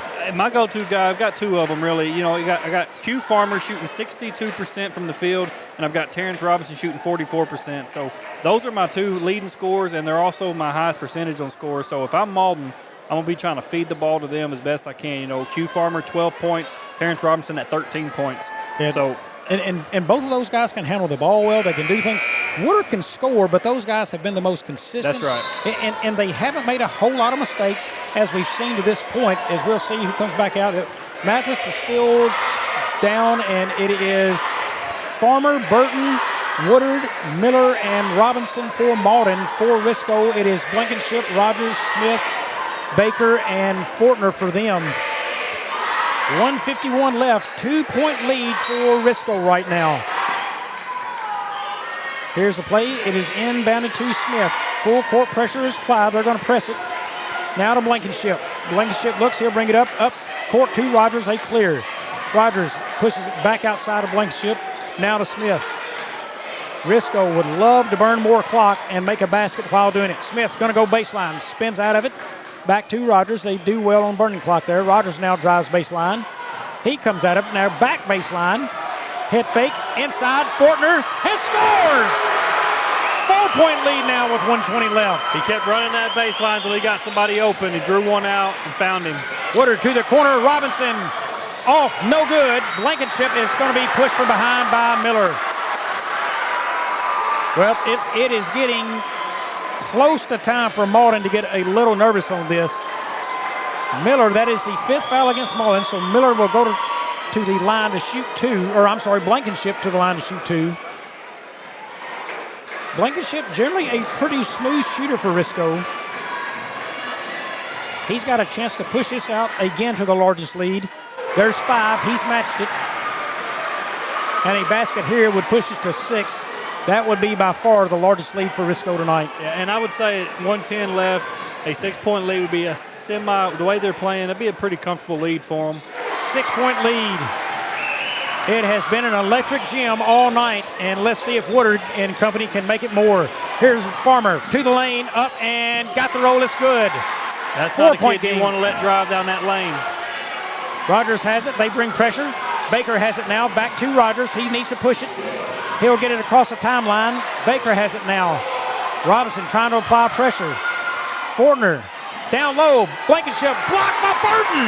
Robinson down the floor. Farmer has it to the corner. Miller for 3. Bam! What a crowd explosion on that 3. Malden has answered. It's a 1-point game, 64-63 with 35.6 on the clock. And I can tell you, goosebumps come over me on that 3 right there. Me too, Bobby. This is about as good as a ball game as you're going to get in Southeast Missouri right here. You're watching the best of the best. What a ball game we've got. So, you know, now if you're Risco, you've got full court pressure coming at you. You know they're going to bring it. You've just got to take care of the ball and get it across half court. Yeah, make smarter decisions with your pass, which I think they've been making pretty good decisions, you know, getting the bounce pass out there open. Just get it across the court the best you can. Get it, find somebody down low open. And, you know, if you can afford to spend a couple extra seconds off the clock, then, you know, by all means do that. But you've got to get it across that line. And you look at Malden's defense right now. Burton's got the length and good speed. You got Robinson, who has great speed. You've got Woodard, who's got great vision. He's got good speed. Miller's got good speed. And then you've got Farmer, and he's a ball hawk as well out there. They've got the defense to make a turnover happen right here in this game. Blankenship to inbound.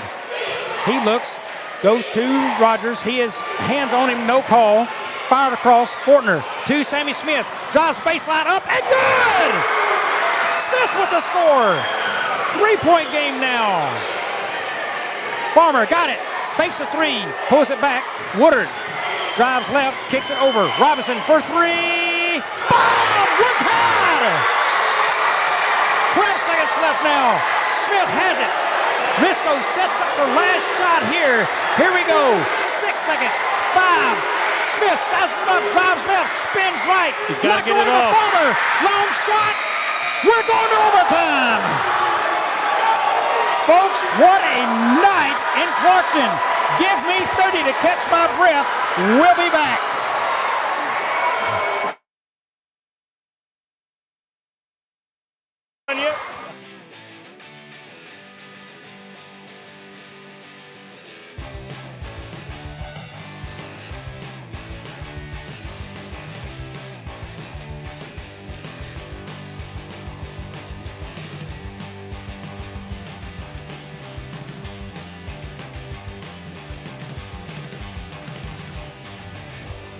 Just remember, if Autry Moreland is not on the back of your vehicle, you paid too much. Welcome back as we have had a fantastic game so far, going to overtime, tied 66-66. Right now, Corey, I'm going to tell you, nobody has been bigger than this gym than Terrence Robinson from Malden. Terrence Robinson has been a very good player for Malden. He's been a very strong player for Malden. He's coming in 13 points. He's shooting 40% from the field. You know, also we're talking about, while we're on Malden, we got Q Farmer still 14 points, 66% from the field. So both of those players having a huge night for Malden. Farmer will start the overtime on the bench here. They'll bring Mathis back into the game.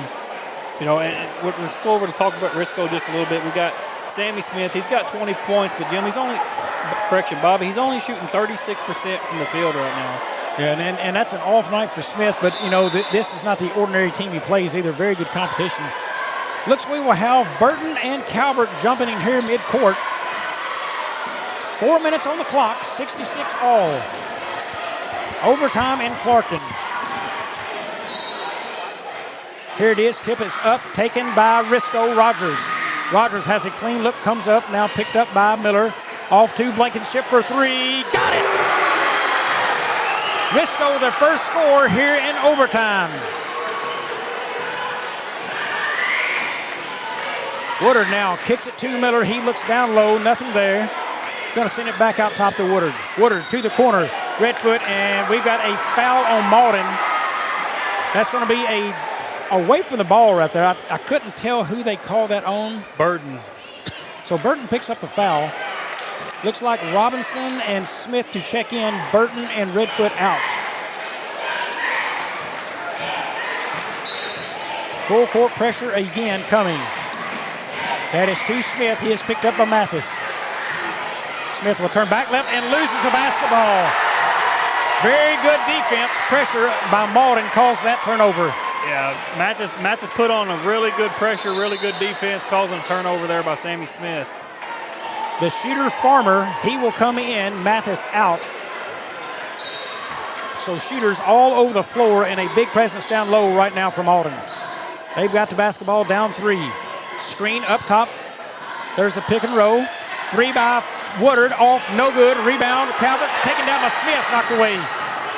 Farmer, he makes one move, now two, to the corner. Woodard for three, off, no good. Rebound, out of bounds, off Calvert. You can tell Woodard wanted that shot. He had a very clean look and wanted that three to fall. Yeah, and you know, Riley Calvert, that was kind of two rebounds there, back-to-back rebounds, and he kind of misbobbled the rebound there a little bit. Woodard gets it into Smith. Now Robinson. He drives left, pulls back, now goes right into the lane. Down to Woodard. Nice pass up and score.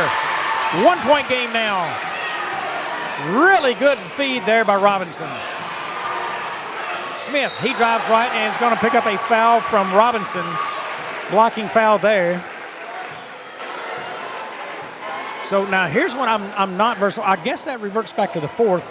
That's two fouls coming for Smith here. Generally, we've always had the 1-and-1 to come into play there if it does. But yeah, so I think according to the new rule, if it goes into overtime, the fouls just continue from the fourth quarter. So if they had five or whatever the fourth quarter, it's, you know, it just continues with the two shots. Appears so. Smith good on his first, pushes it to two. And rims out on the second. 2 point game. Malden drives down. Woodard to the lane. Pulls that back out smartly. Miller has it now. He surveys. To Robinson. Robinson slowly dribbles back to his right. Feeds that down inside to Smith. Smith backs his man down. Puts it up, and it's going to be fouled by Calvert. And we've had Calvert sitting there forever at the brink of fouling out. We'll see where it is. That could be 5. Smith, meanwhile, is the man of the hour. He is shooting free throws.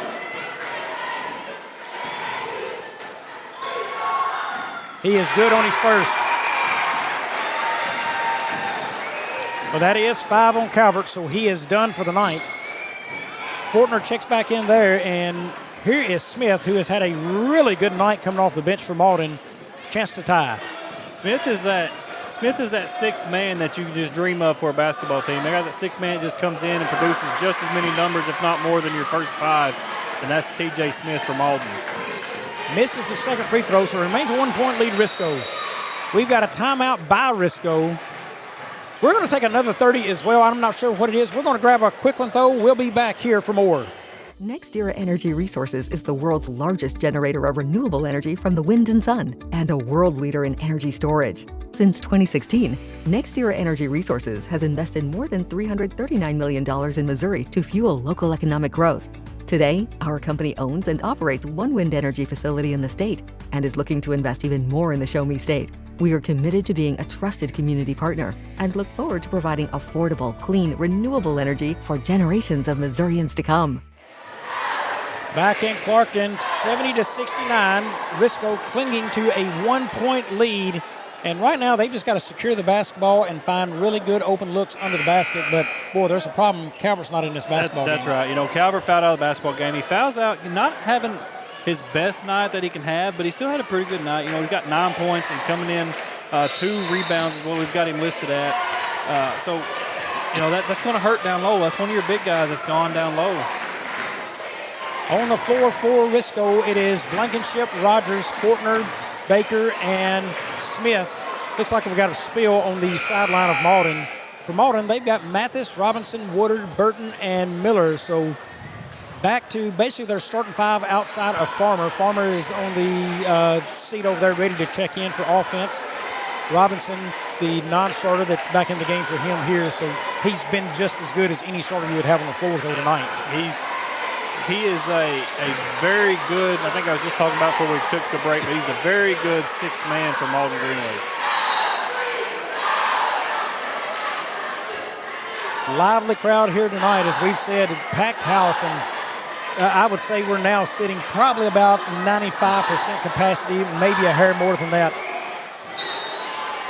Here's Blankenship the inbound. He gets it to Rogers. Clock now starts, 2:25 left and counting. Rogers goes back left, picked up by Woodard. Kicks that underneath to Smith, and good with the left. Nice reverse layup for Sammy Smith from the feed for Rogers. 23 points total for Sammy Smith. Woodard now brings his team down. No need to rush. They've got plenty of time, 2 minutes on the clock to bring this one back even. Woodard will drive to the corner for 3 from Miller. No good, it's short. Rebound is fought for Mathis. What a job on the floor. Timeout, Coach Kilgore, as he gets that one in. We're going to keep it here as Malden. Boy, you talking about sense of urgency. That's a fight for the basketball for Mathis to get on that rebound, because at first I didn't think they were in position to get that. I didn't think they were either, and just Mathis comes out of nowhere, kind of comes down with the rebound. But, yeah, I agree with you. It's been a fight for both teams down low, really, in every aspect of the game so far tonight. But, yeah, I'm with you. I did not think Malden, I thought they were going to be a little bit out of position on that, with that rebound. Yeah. Now with a clock at 1:52, what do you do with Q Farmer? You've got a chance to bring him back in. Great three-point shooter. You're down 3. You can have Farmer. You could have Robinson. You could have Miller out there. Great chance for screen to bring one at you.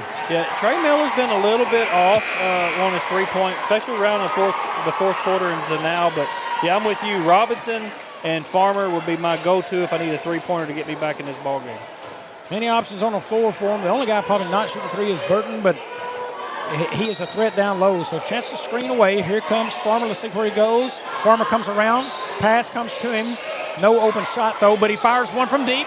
No good. It's short. Rebound, Woodard. What an opportunity. Here's Woodard out to Miller. Miller drives right. Kicks it to Woodard again. Back out to Robinson for 3. No good. Rebound, Rogers. Smith now with the basketball, and there's Robinson with a steal, and the ball is out of bounds. Risco basketball. I think with that last three-pointer with Farmer that he took, I think he had a little bit more time to kind of move that ball around and take a better shot selection.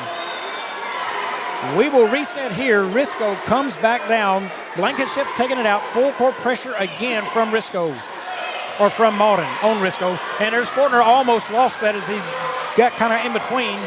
He's going to pick his dribble up out to Baker. Baker looks for help and knocked away. Stays Risco.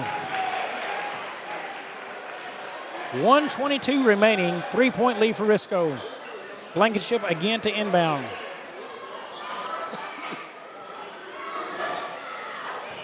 Roll away, they try to look, they get that to Baker, he's got it. Smith will come up, pick up the basketball now, guarded by Farmer.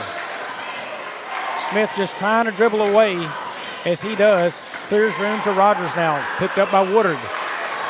Screeners all over the place at the elbow as now Rogers picks it up, has it knocked away, and a timeout Risco.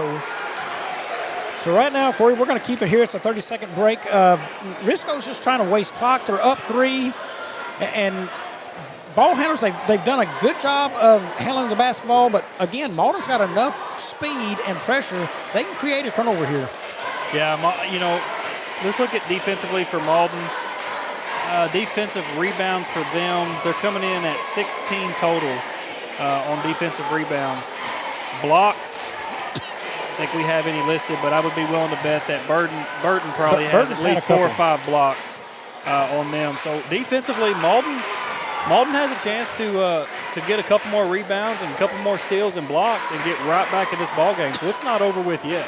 Yeah, and we don't have the foul counts here, but, interesting to see who does Malden have who can give up a foul on the floor right now. I notice Farmer is back out of the game, so I'm sure he's sitting there with 4.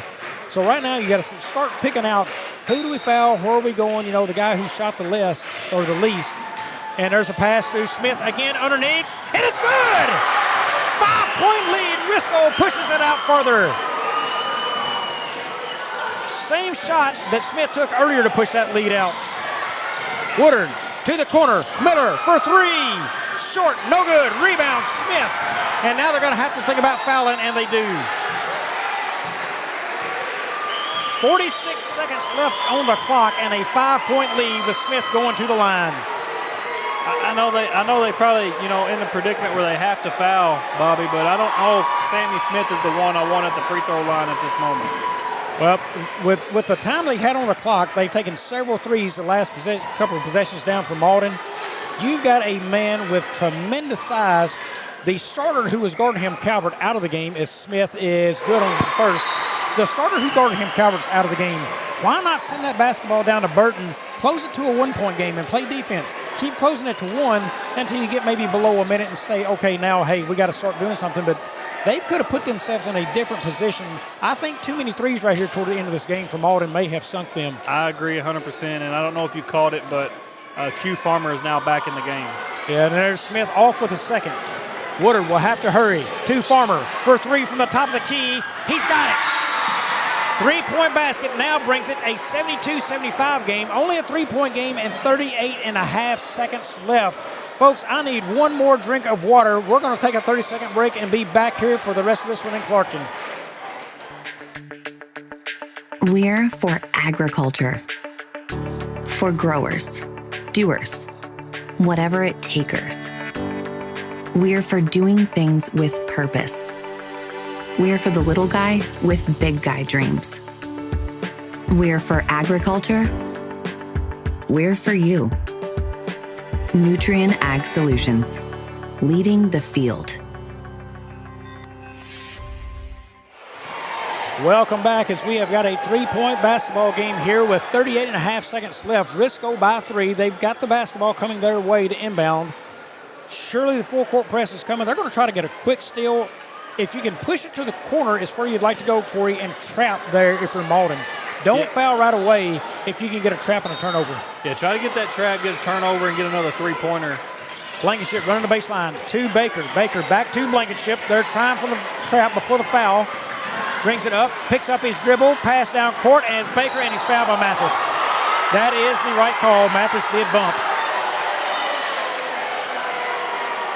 About a half step too close. If he could have stopped about a half step sooner, he's in great position when Baker comes down. But Got him there, so that will send him to the line with 30.1, so only 8.5 seconds off the clock right there on that inbound. Not bad defense still, though, for Malden if they can get a couple misses. No, and, we were talking about what player can give up a foul. I think we just found the one that can give up a foul. He's not really in that much foul trouble, and it may end up faring their way. He may end up, missing this one, getting a rebound, coming down, and Q Farmer ripping off another three-pointer. Baker misses the first. Farmer back into the game. Baker on the second is good. So 2-possession game for Malden now. So I guess Calvert had not fouled out. He's back into the game. I thought he had 5 maybe earlier. That's on us for calling that because we don't have the scorebooks to see it. But Calvert back into the game. So they've got Calvert, Rogers, Smith, Fortner, and Blankenship into the game. Woodard's got it now. He picks it up to Farmer. Farmer looks for the three-point shot, has one up, and got it! 1-point game. 21 seconds left. Now the clock ticks. Smith over to Blankenship. Blankenship needs help. Has it to Rogers. Rogers pushes the floor down to Smith, and jumper's good. Clock ticks under 10 now. Woodard will have to hurry. Down 3. Woodard looks. Farmer tries to get there to the rim. Up and no good. And that will do it. Risco wins it. Look at this crowd and this floor. The Risco Tigers will be moving on to play Friday night for the championship here at the 45th Clarkton Holiday Tournament in an amazing game here. Down at 1 point by 15. Bobby, they were down by 15 and battled back. What a game by the Risco Tigers as they leave this floor with tremendous excitement and the disappointment Malden has to feel walking off of it. And this may affect a little bit of the Malden seedings coming into this because I think a lot of people had them ranked or seeded at number 1 or number 2 going into Bloomfield Christmas Tournament. So this loss for them may affect that. Well, Corey, catch us up in the scorebooks as we will go through those numbers before we go to break here. Let's start with Risco. Landon Baker, he's coming in with 5 points on the night for Risco. Eli Rogers, 10 points. He was shooting 40% from the line. Owen Fortner, 10 points, 40%. Sammy Smith, big night for him, 28 points.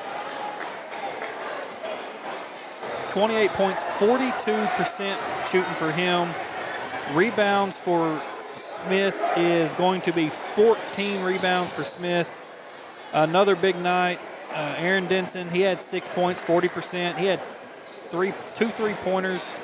Blankenship, 10 points. He was shooting 50%. Riley Calvert, 9 points. He was shooting about 66% with him. Coming over to Malden, let's look at them. Farmer was their leading scorer for the night. 20 points for him. 66% shooting on the night for him. Terrence Robinson, another big scorer, 16 points. He was 41% shooting. Trey Miller, 12 points, 40%. Marcus Burton, 8 points, 33% for him. So, big night. Decent shooting percentage for them. Team comparisons, we had Risco field goals. They were 29 for 64. 2 point, they were 22 for 41. 3 points, they were 7 for 23. Free throw, they were 13 for 21. Malden, 28 for 66, 17 for 38 for 2-point range, 11 for 28 3-point range, 8 for 15 on field goals. Risco had 40 total rebounds. Malden, 37 total rebounds. Turnovers, they were tied at 11 apiece. So they were all pretty evenly matched there. And I mean, and as you could tell from the score of the game, and if you're watching at home, just kind of the intensity and the pace of the game. What a ball game, Bobby.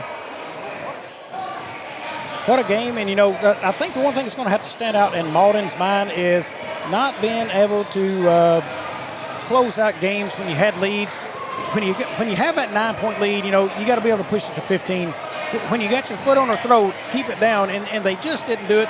They let off at times, a little unfocused, and they let Risco climb right back into a basketball game that, you look at those books, you would think, boy, Malden had their chances to push this game and just couldn't do it. So Risco, credit to them. They stayed focused, come back, won a big basketball game here as they will move on to championship game Folks, we're going to take about a 9-minute break.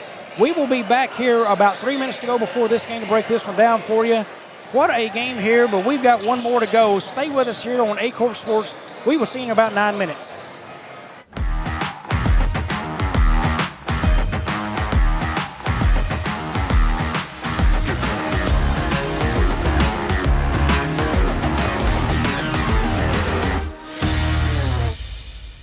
In Dexter, Missouri is providing you with the best in custom butchering, fresh vegetables, and farm fresh eggs. Call now or visit us today and see the Southern Custom Meats difference for yourself.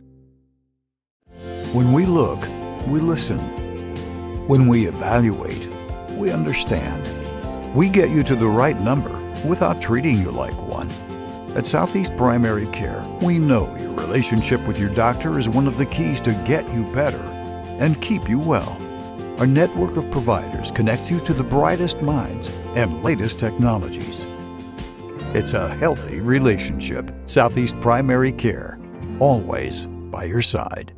My name is Kevin Rossville. I'm a farmer from Prairie County, Arkansas. Been farming since 1991. Started farming with my father-in-law when I got married. We've been raising rice ever since. We've all been looking for something for a change for years. And I think this 263L is going to be the next and up and coming thing for us. It's really going to work well on a lot of different ground and a lot of different farms around here. Dynagrow 263L, available exclusively at Nutrient Ag Solutions.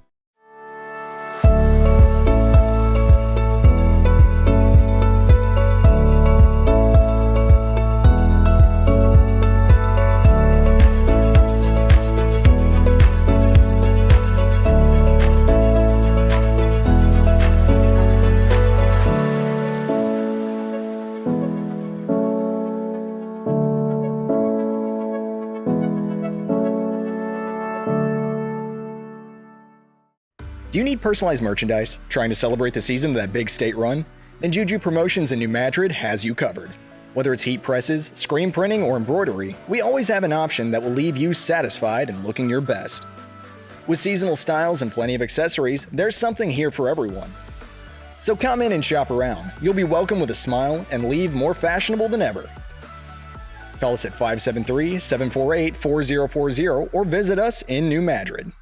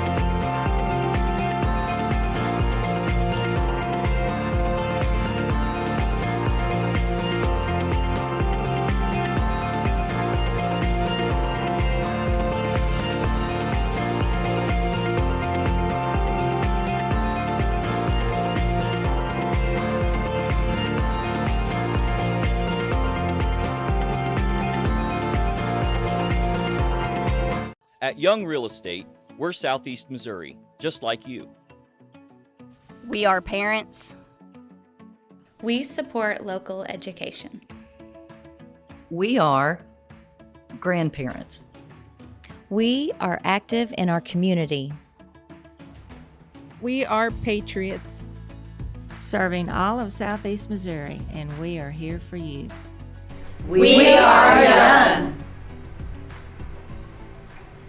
At Simo Health Network, we strive to provide caring and affordable health care while making our patients feel welcome in our warm and friendly atmosphere. With locations throughout Southeast Missouri, we provide medical, dental, OB, and behavioral health services to anyone and everyone that may need it. Visit Simo Health Network for your wellness exams, COVID and flu vaccinations, lab services, dental exams, counseling, and more. For more information, visit our website and let Simo Health Network take care of you. At Glen SS, our inventory is growing every day. Between all of our 4 stores, we'll have 400 units in stock at any given time. Whether you're looking to buy GMC, Chevrolet, Buick, or Ford, we look forward to serving you and your family for years to come.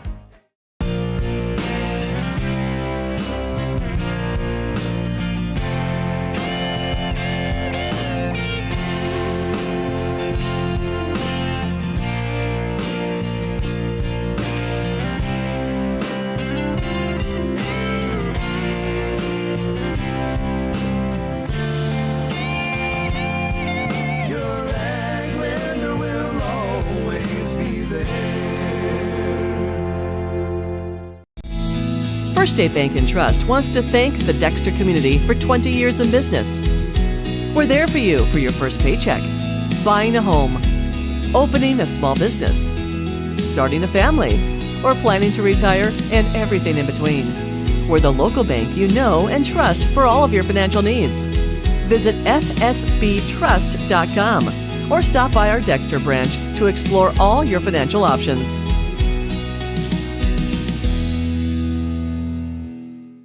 NextEra Energy Resources is the world's largest generator of renewable energy from the wind and sun and a world leader in energy storage. Since 2016, NextEra Energy Resources has invested more than $339 million in Missouri to fuel local economic growth.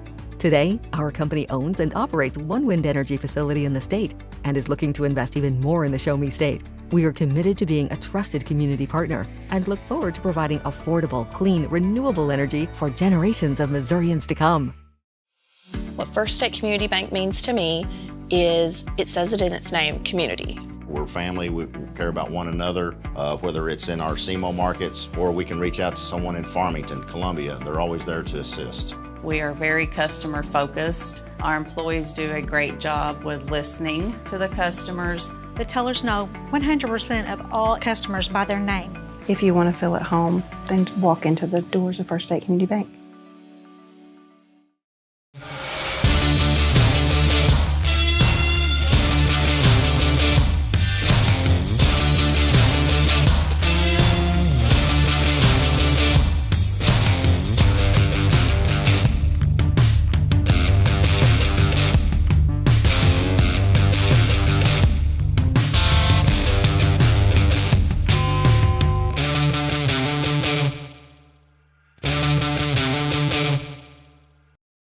At Focus Bank, we understand your community because it's our community too. With branches across Southeast Missouri and Northeast Arkansas, Focus Bank offers services such as fraud protection, really free checking, and mobile banking that lets you bank simply and securely, anytime, anywhere. Stop by any of our branches or visit us online to open an account today. Plus, you'll receive an awesome free gift just from opening your really free checking account. And when you refer someone who opens an account, you'll both receive a gift. Focus Bank, member FDIC, equal housing lender.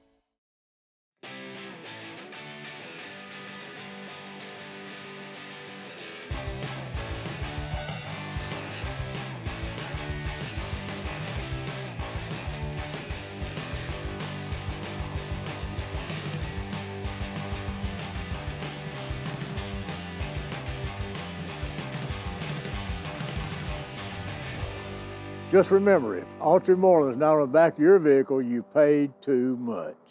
Mathis Funeral Home of Dexter and Bernie strives to provide their community with the accommodations and services needed to relieve your family during times of loss. For more information, give them a call and see how Mathis Funeral Home can help meet your expectations in celebrating your loved ones.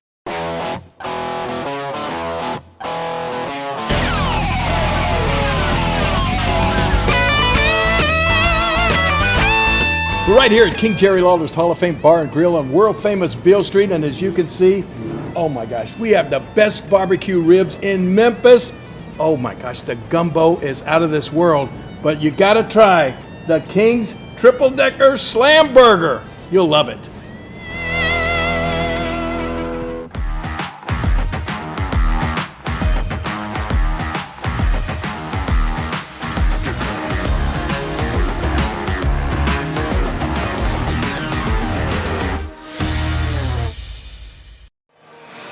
Welcome back to the Clarkton High School Gymnasium for our second semifinal game tonight. Bobby Alford alongside Corey Sisker on A-Corp Sports.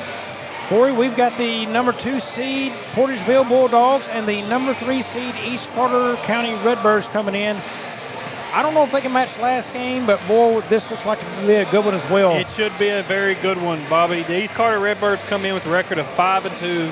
Their 2 losses came at the hands of Summersville and defending Class 1 state champ South Iron. Portageville has only played 3 games coming off a very successful football campaign, but they looked really impressive in the first game of the season that we had at the Riverbend, just a week off of the football field. East Carter, 5-2 on the season, losses to Summerville and South Iron, 12-13 rather, record last season. They led in scoring Monday night by sophomore Bryce Stahl with 21 and senior Wyatt Chase. Yeah, Portageville, they come in, not a whole lot known about them, but the one player we do know a whole lot about is Jamarion Smith. More so on the football field of what he did there, man, he just had 2 phenomenal seasons, his junior and senior season coming in. Now on the basketball court, he will be the leader of this Portageville team. There's no doubt they come in looking like a strong team. Mason Adams as well, the quarterback for him. He comes in. He had a nice game the other night. Really didn't see a whole lot in that opening round. They had a mismatched game. But this team has got good speed. They got length and run the floor. Meanwhile, for the Redbirds, the other night I noticed in warm-ups, I thought they had really good rounds of warm-ups, but they really struggled shooting the basketball from the floor. Shot just over 30% as a team for the night. Not favorable numbers if you're doing that. They've got to look at ways to increase scoring and do it in comfortability in bunches. They just didn't have clean looks and easy looks. Like you said, a lot of Wyatt chasing that game, and Bryce Stahl seemed to be what they did there. Folks, looks like we are going to have the national anthem, so what we will do, we will take a break here and rejoin the broadcast once the anthem is finished. Stay with us here on A-Corp Sports. Missouri State.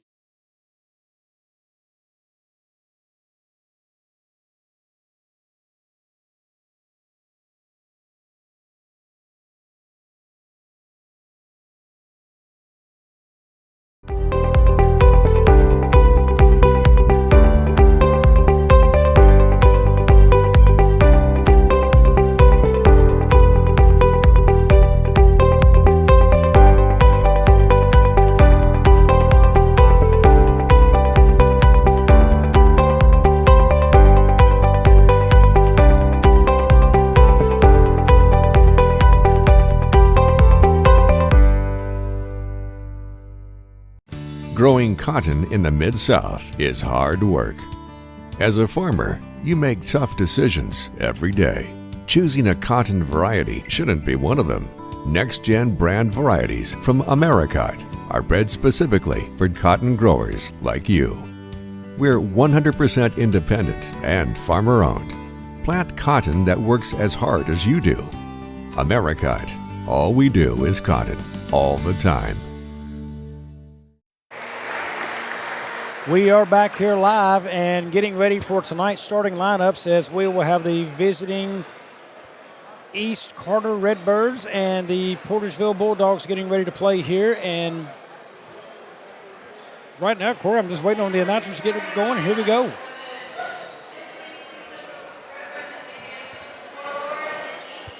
First for the East Carter Redbirds. Number 2, Braden Reynolds, the senior. Senior number 4, Wyatt Chase. Senior number 5, Hunter Croy. Number 12, a sophomore, Kason Price. And number 24, a sophomore, Bryce Stahl. And now for the home team on the scoreboard, the Portageville Bulldogs. They are coached by Kirk Penn, assisted by Alan Kirby. And I'm sorry, that was the Redbirds. And for the Portageville Bulldogs, number 4, Aaron Dunlap, a senior. Number 10, Mason Adams, a senior. Number 15, Connor Jeffries, a senior. Number 24, Jamarion Smith, a senior. And number 35, a senior, Brandon West.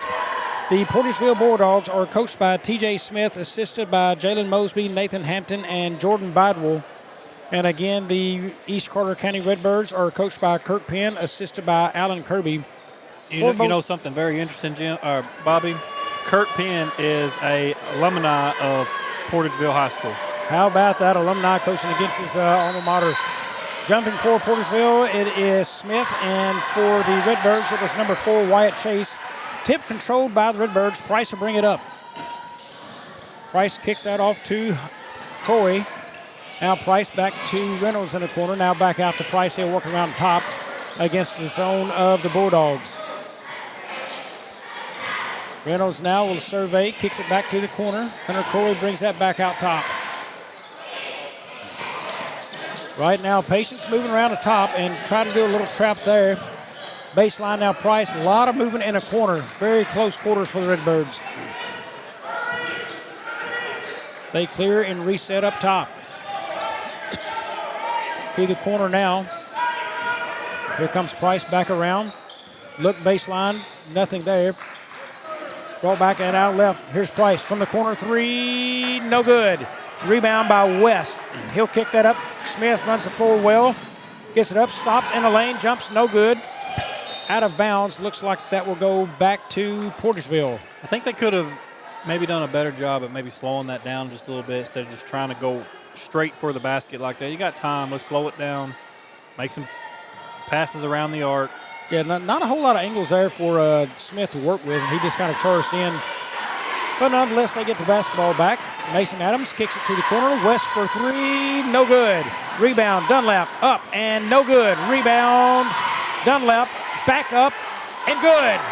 Aaron Dunlap with the first basket of the game. Here's Price. He brings it up against the press of Portageville. Pass underneath to Hunter Croy. Up with the right hand, off the glass and in. Right back come the Redbirds with an answer, and we're tied at 2. Smith walking the basketball up for Portageville. Kicks it to Dunlap, now over to Jeffers in the corner. Jeffries. Now to Jeffries, puts it on the floor once. Smith for three, out, no good. Just rimmed out on him. Rebound goes to Reynolds, and here we go. Stalls up the floor now. Picked up there by Smith. Price now with it up top. He'll kick it right to Croy, and Croy nothing there to the corner. Wyatt Chase, one of their leading scorers now. You know, the Redbirds look like they are patient enough, and Smith knocked it away, recovered by Stahl, and that's going to be a foul on Mason Adams. Will be his first, team first. They're almost a little too patient, Bob. You know, you were talking about patience of the Redbirds. They're almost a little too patient. Yeah, and the speed of Portageville will certainly compensate for that. That will help them reset. There's Reynolds in the lane, stop, hop, shot, no good. Rebound by Dunlap as he'll push the other way. But I agree, you know, I think Portageville will be able to reset very easily in their defense if East Carter doesn't speed them up in some areas. Pass inside goes to Adams, off the mark, no good. Stahl with rebound, kicks it up floor now to Wyatt Chase. He's in the lane, turns, kicks it out to Price, he drives. And boy, that turnover there, but Wyatt Chase really cut off Price. He come right at him and drug a defender right at him and kind of cut his own man off. Yeah, and you know, Aaron Dunlap, really quick defender, really quick athlete. So he's hard to try to do that too and expect to keep the basketball. As a pass to Dunlap in the lane, and he's up for 2. 2 scores in a game now for Aaron Dunlap. Again, Redbirds have to work it across, and Mason Adams tips it away. You know, in that slow-paced offense, bringing up the floor slowly right there, a lot more activity from Portageville on the floor, easily knocked that away. Yeah, you know, Portageville playing really good defense, and like I said, you know, they're very quick athletically, so you know, they're going to be all over that ball tonight. There's a pass inside, tipped away. Reynolds now drives left and then kicks it out to Price, back up top. Reynolds kicks it underneath the stall, taken away by Adams. The other way for Portageville now. One thing we didn't see early on in the first round for Portageville, we didn't get to see how they shoot it from 3 there, Corey. Just not a whole lot of need to. That they had that, again, the mismatch and a large lead, so not a whole lot of three-point baskets taken. There's a turnover there. Stahl comes away with it. We did get to see quite a bit of three-point shooting there from in the river bend. They're not bad beyond the arc. You know, Smith can knock some down. West, he's pretty decent beyond the arc, so they can shoot the threes. I think just the other night it was just such mismatch. They just going for the 2 points. That foul goes against Aaron Dunlap, his first, team second now. End of the game is Backus for the Redbirds. There's a look, goes out to Wyatt Chase to the corner, now back out top. Screen set by Backus, pick and roll. Reynolds takes it himself to the rim. No good. Rebound, Connor Jeffries. Kicks that out to Mason Adams now as he brings it up. Slower paced offense, no doubt, by Portageville. I thought they would maybe get out and run some more this game. Have not tried to tremendously amount yet. Yeah, I think Coach Smith was yelling at, Jamarion come down the field, say, slow it down just a little bit, slow it down, there's no rush. Dunlap underneath to Jeffries, missed, no good, rebound Backus. Here comes Price and company.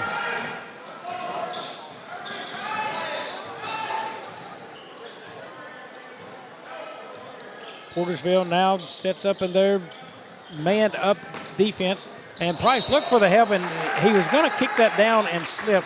He was looking baseline, slipped, and turnover. I don't know if he slipped on something down there or just lost his footing, but whatever he did there, he didn't make the baseline cut, and he turned it over. Smith walking it up again for Portageville against the zone of the Redbirds. He'll bring it right, deep three, got it. Well, a zone always invites three-point shooting, and Smith knocked it down there. Yeah, that's that three-point shooting I was talking about that Jamarion Smith is capable of. Pass down low, Backus got it to fall. Boy, I can tell you, it looked like he gave a harder shoulder. That right in front of us, he may have got away with one. I think he did. Smith now brings it up with a lead of 7-4 early in this one. Dunlap's going to bring it back to the top. Smith will have it on the wing. There's a screen. Smith for three. No good. Rebound goes to Stahl. He'll push the floor with it. Stahl puts it, plants it. Up, no good. Rebound Reynolds. Back out to Price. Price looks now back to Reynolds again. Stahl inside to Backus. He grabs it on the floor hard. Up and good. Backus, his second score of the game inside. They've really had some luck when they just, kind of like their first game, they're just focusing on getting it in the paint and getting it up. Backus only 1 point against the Reindeer in game one. Now already has 4. Mason Adams for three. Off, no good. Jeffries runs it down, tiptoes it, and kicks that out. Steal there by the Redbirds. Price up the floor. Gets inside, little jumper, and he's going to be fouled. Should go against Connor Jeffries. It will be his first team third now. Price will go to the free throw line for East Carter. Price wears number 12. He's a sophomore. Or freshman, I'm sorry, I believe that. No, sophomore, that is correct. He leads a point for his team. Off with the first free throw. Subs in the game. Hunter Corey back in the game now. Reynolds out. And I will have to dig into the scorebook. That is A.J. Larry into the game for Portageville. Also number 11, that is Landon Kellum. Number 5, also Tim Hamilton in the game. Free throw is good by Price. Bogan also in the game. Xavion Bogan for Portageville. So trap comes. Bogan's got it. He kicks it off to Kellum. Now down to Hamilton. Inside to Bogan. Up and no good. Tipped. Hamilton a rebound. Hamilton looks for help. Gets it out to Kellum. Very good defensive deal there coming out of that free throw with the trap defense that East Prairie just bought. Yeah, I agree. They're playing really good trap defense. Portageville did a good job at breaking that trap and moving the ball down low there. They just could not counter or could not finish with that little 15-foot jumper there. Smith, he looks to drive, kicks it out to Hamilton now. Inside Kellum, down to A.J. Larry, and Larry loses it, goes back up, and scores! We will see who the foul goes on. That is goes on number 4. That is Wyatt Chase, his first team first. And will send A.J. Larry to the line to complete the good old-fashioned 3. He's off, no good, so the score remains 9-7. Narrow lead by the Bulldogs. Stahl comes down the court with it hard, loses his dribble, picked up by Bogan. Now to Kellum. Kellum up and good with the layup. 11-7 now. Full court press being put on right now, and that is cleared by the Redbirds. Hunter Corey fakes him out, shot up, and he's going to be fouled. A.J. Larry will pick that one up. You know, A.J. Larry is just he's a very big and very strong kid. It doesn't take much for him to draw a foul like that. Yeah, and smart by Hunter Corey. He jumped straight into A.J. Larry, drew that foul, and got himself to the line. Didn't connect, but, you know, you still pick up the foul. That's starting number 4 now. It will not matter. There's a half second left in the half, but it will reset. Misses the first, has the second one here.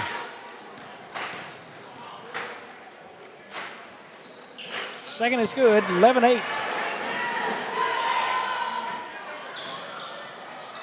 And that will take us to the end of the first. It stays 11-8. Portageville leads it after 1. Simo Health Network, we strive to provide caring and affordable health care while making our patients feel welcome in our warm and friendly atmosphere. With locations throughout Southeast Missouri, we provide medical, dental, OB, and behavioral health services to anyone and everyone that may need it. Visit Simo Health Network for your wellness exams, COVID and flu vaccinations, lab services, dental exams, counseling, and more. For more information, visit our website and let Simo Health Network take care of you. Back here at Clarkton, 11-8. Portageville leads the Redbirds right now. And Corey, what are we seeing in the scorebooks? For East Carter, we got Hunter Croy. You know, not a lot of scoring from either team right now, but Hunter Croy, 3 points. He is shooting a total. He's 100% from the 1-for-1, so he's 100%. As far as team average, there's 42%. East Carter's 42% shooting total. Portageville coming in, they are shooting a team total of 35%. Their leading scorer is going to be Aaron Dunlap with 4, and then Jamarion Smith with a 3. So that's about the story of the points and the percentages for them. Not a whole lot of scoring going on in the first quarter. Yeah, neither team just lighting it up from the floor. You know, they will want to increase those clips again. The Redbirds struggled the other night from the floor. I think they have played it a little better tonight. They seem to pick up the action some, as there's Kellum inside in a nice basket as he just kind of hooks that one in. But, you know, and the full court pressure, look at that coming from Portageville now. We're going to have a timeout on the floor for the Redbirds, and we will take a quick one as well. We'll be back in 30 here on A-Corp Sports. When we look, we listen.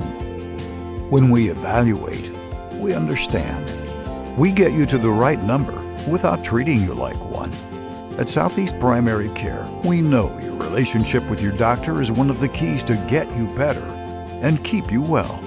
Our network of providers connects you to the brightest minds and latest technologies. It's a healthy relationship. Southeast Primary Care, always by your side. We are back here. It's 13-8, 7:41 left to go in the second quarter. Timeout was taken there by East Carter, so they will inbound here against the press of Portageville.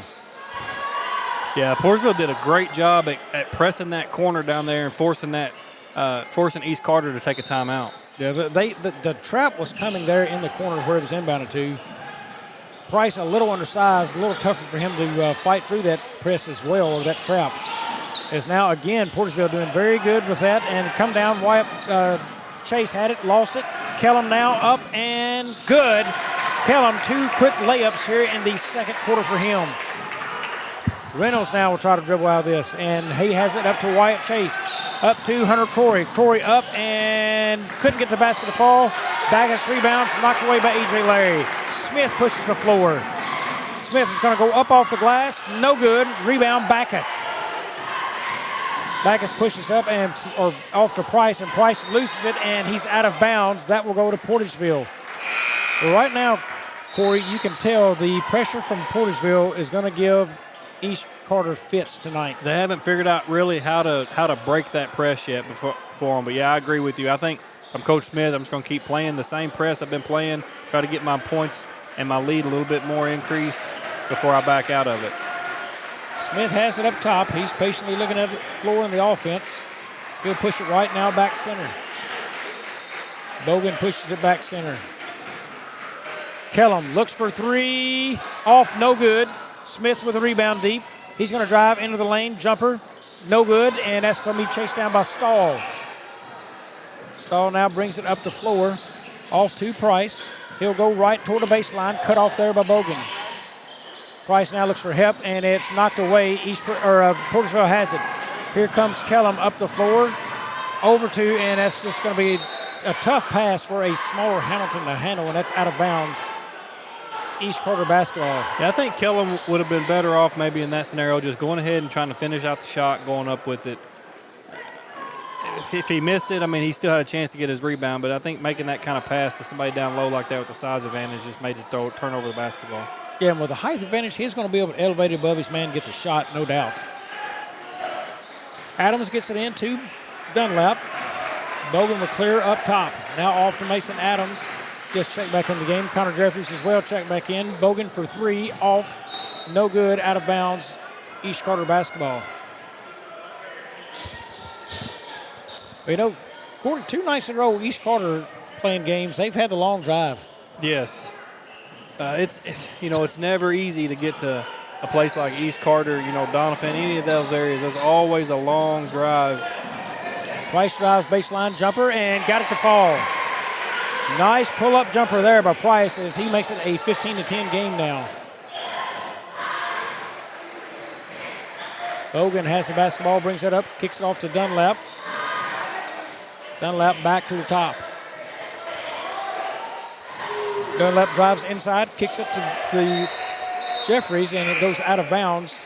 Turnover to East Carter. I will struggle all night, Corey, saying East Prairie and East Carter. We're so used to the town near us. The color of East Carter and East Prairie are very similar on their jerseys. Here is the Redbirds bringing that up. Oh, and what a play. Reynolds tried to save it and throws it off Adams, so that will stay with the Cardinals, I do believe. Yeah, I think it went right off of Adams' chin there. That's inbounded to Price. He'll bring it across, kicks it up to Wyatt Chase. Correct me if I'm wrong, I believe Wyatt Chase has been scoreless in the game, one of their big scorers the other night. Stahl as well. I don't think he scored anything. And right on cue, I was about to say Stahl as well, but he buries a three from outside. Just a sophomore. He is a good-looking athlete for them, long and tall sophomore. Something they hope, I'm sure, continues to grow. He is going to give teams fits in the next couple years. Jeffries has that, looks, dribbles inside all the way across court. Now West pull-up jumper off the glass, no good. Rebound Mason Adams. Adams kicks it out. Bogan thought about the three and pulls it back. Brandon West now in the corner again. Inside, Adams all the way over to Dunlap for three. Won't go. Adams rebound. Back up with the left and good. Bobby, they're not shooting real great from beyond the arc, so I think they need to focus on that two-point range. And they seem to physically be able to get that as there's Adams with a steal. Off to Bogan, no good. West has it and loses it out of bounds. They seem to be rebounding well as a little bit stronger, thicker team who can go up and control the boards right now. Yeah, and they're playing very well defensively, getting some steals on getting some steals on defense. They're just not finishing their shots real well like they should be. Tough place there. Reynolds kicks that back around, and there Price, what a play by him. Falls, picks it back up inside, shot up, no good. Rebound there, Wyatt Chase, and converts.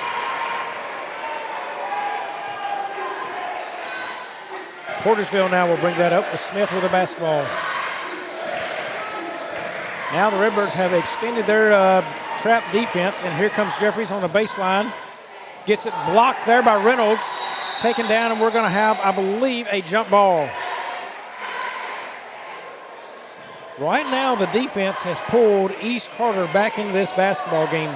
Trap defense, keeping them away from the basket. They have scored on a putback or two, but really East Carter is stepping up their defense, put them back in at 17-15 right now. And it seems like East Carter has kind of found a way around Portageville's trap defense as well. There's a pass underneath, and we're going to have I think it's just a block shot out of bounds here. No foul called, so we will reset on that. End of the game. That is not right in my scorebook because I've got 15 as Carson Price, and I believe Price was the point guard. I'll call another one on Connor Jeffries. And Jeffries with a foul. That will be his second, team fourth. I would need a check. Do you have a number 15 in that book there? We do not have it there. That will be something at the score table I'll have to figure out later. On the free throw, that was Wyatt Chase. Number 15 on my roster showing Carson Price, but I don't think that's right. Or Casey Price. Carson Price was the small point guard there, number 12. So free throw up and no good, but we've got a lane violation. So looks like another one coming. Lane violation against Portageville.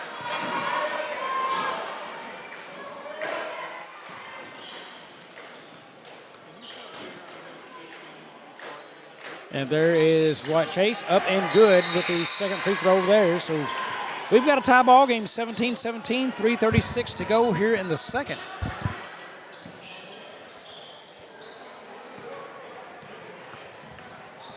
Smith will walk this basketball up here. Very patient offense right now for Portageville. They have walked it up when they've had the opportunity. Looks like East Carter's kind of backed out of their full court trap there. Yeah, right now they've just matched big man and big man. And there is a rebound taken down by Price. He pushes it ahead to Wyatt Chase. He protects it, but he's going to get called for the walk. Want to clear that up in the books for us. Mason Carter now, I found that out, is number 15. So thanks for our staff here helping us out on that. Still knotted at 17. Portageville again walks that up. What a battle of big men down low. That would be A.J. Larry and Mr. Backus. Oh, yes. I think A.J. Larry and Backus is a good lineup, good matchup. Well, there's a battle down low and just off of Backus's hands. But I also think that A.J. Larry and Riley Calvert would be a good matchup if we were to see that kind of championship game. It could be tomorrow night. One of these two teams will be facing Risco on this very court. That game's scheduled to tip around 8:30 tomorrow night. We will have that for you live here on A Corp Sports. Reminder for the Bulldog fans out there, we will have a live seating show, and that will be Saturday morning starting somewhere around 11 o'clock. Host Philip Britt will be hosting that. I'll be alongside giving an analysis on that, breaking down every seed, every team. Folks, you will find out the seeding as it's rolled out. So when the number one seed is announced, we find out, you find out as well. As soon as that information is fed to us back to the studio, should be a fun time and a lot of great information coming your way there. Pass kicked outside. Now it's going to be to Smith as he'll walk that up top of the key again. Now out to Dunlap. Dunlap drives left, looks for help, back to Smith. Down to A.J. Larry, and boy, they just got Backus on that. Backus tried to slip around his man and just got caught on the hold. Yeah, I don't know if A.J. Larry was trying to reach his hand around and they just kind of bumped each other and Backus got called for it, or if he actually held him, but regardless, it did not look intentional, and they were both look surprised about it. Nice jump shot, and good. Smith tossed it to him on the inbound. He converts and basket. He will go to the line, and I just missed who picked up that foul. I did not see the number there. I was doing so good this game, Corey. It's starting to get a little bit more physical, and we're starting to see more of them, so we're probably going to lose count. Misses a free throw and rebound by Wyatt Chase. First team foul this quarter on East Carter. Kicked over. Price now surveys now to the corner to Reynolds. Backus not really the threat you'd see from outside. He had to kick that off as well. And here comes Price down low. Tries, and he's going to get called for the charge. He stopped and leaned into his man with his shoulder. That got the call on Price for the foul. Yeah, and Dunlap, he did a really good job at getting down here and setting his feet and just taking the charge. Good positioning there. by Dunlap to draw that foul.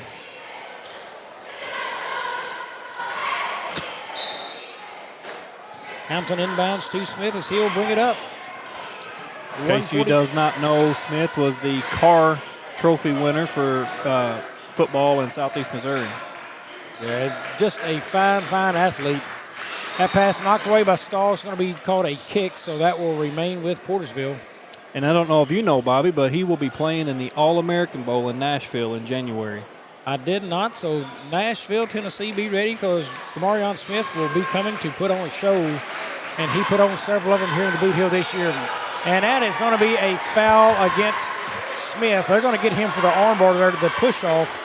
So he will pick up a foul, his first, team's second of the quarter. Inbound, and here comes a trap, and that is to Reynolds now. Up the floor, Stahl has to hurry, gets to it, and they walked. Boy, they were not expecting the pressure to come right there. They brought it, and great decision to Portageville coming out of that. 19-17, 1:15 left now, clicking down here in the second.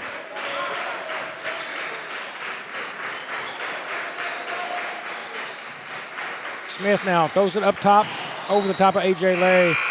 Threw it a little too high for A.J. Larry. Yeah, and I tell you, totally different styles from last game. Last game, the run and gun, both teams like to get it up and down the floor quickly.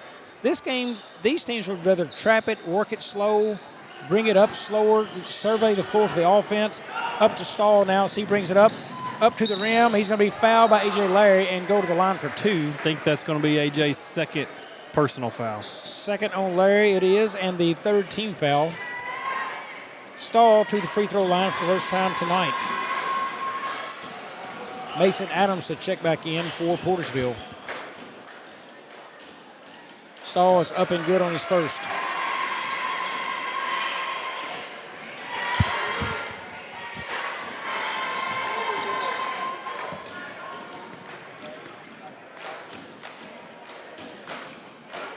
Stahl converts the second. We've got a timeout at the scores table there.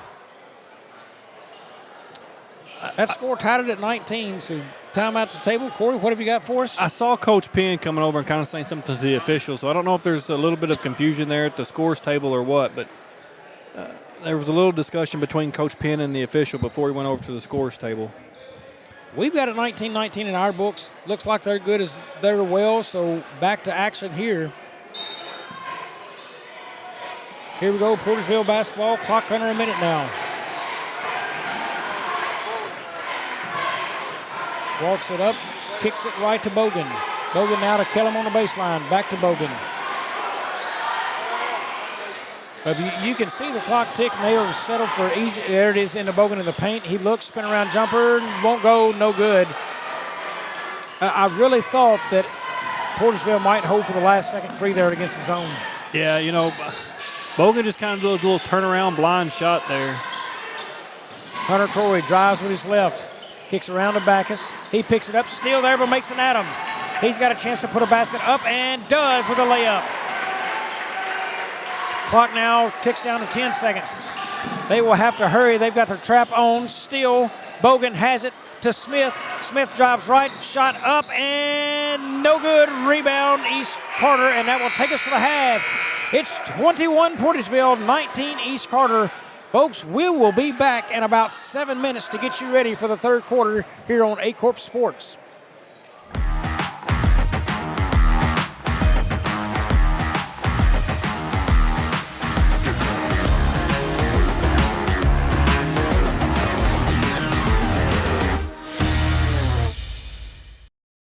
Southern Custom Meats in Dexter, Missouri is providing you with the best in custom butchering, fresh vegetables, and farm-fresh eggs. Call now or visit us today and see the Southern Custom Meats difference for yourself. When we look, we listen. When we evaluate, we understand. We get you to the right number without treating you like one. At Southeast Primary Care, we know your relationship with your doctor is one of the keys to get you better and keep you well. Our network of providers connects you to the brightest minds and latest technologies. It's a healthy relationship. Southeast Primary Care, always by your side. My name is Kevin Rossville. I'm a farmer from Prairie County, Arkansas. Been farming since 1991. Started farming with my father-in-law when I got married. We've been raising rice ever since. We've all been looking for something for a change for years. And I think this 263L is going to be the next and up-and-coming thing for us. It's really going to work well on a lot of different ground and a lot of different farms around here. Dynagrow 263L, available exclusively at Nutrient Ag Solutions.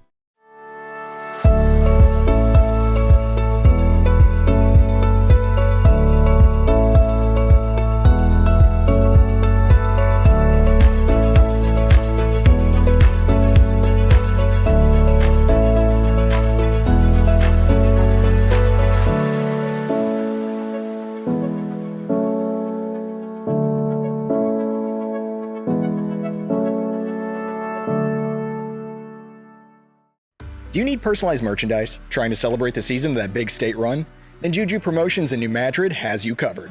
Whether it's heat presses, screen printing, or embroidery, we always have an option that will leave you satisfied and looking your best. With seasonal styles and plenty of accessories, there's something here for everyone. So come in and shop around. You'll be welcome with a smile and leave more fashionable than ever. Call us at 573-748-4040 or visit us in New Madrid.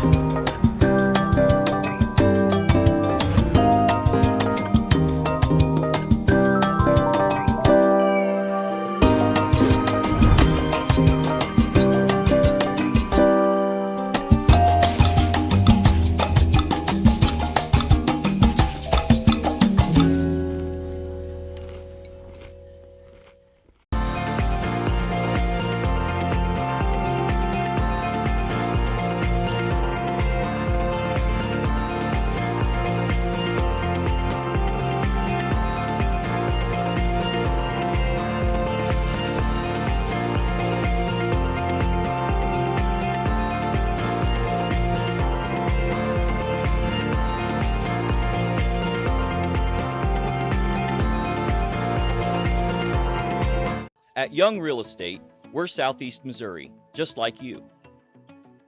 We are parents. We support local education. We are grandparents. We are active in our community. We are patriots. Serving all of Southeast Missouri, and we are here for you. We are young. At Simo Health Network, we strive to provide caring and affordable health care while making our patients feel welcome in our warm and friendly atmosphere. With locations throughout Southeast Missouri, we provide medical, dental, OB, and behavioral health services to anyone and everyone that may need it. Visit Simo Health Network for your wellness exams, COVID and flu vaccinations, lab services, dental exams, counseling, and more. For more information, visit our website and let Simo Health Network take care of you. At Glen SS, our inventory is growing every day.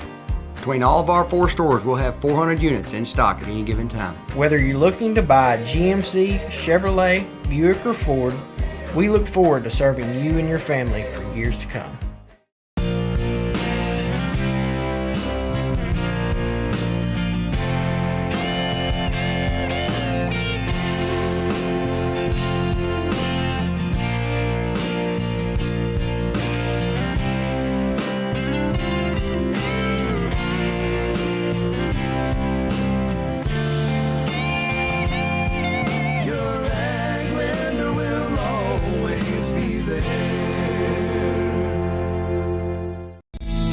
First State Bank and Trust wants to thank the Dexter community for 20 years of business.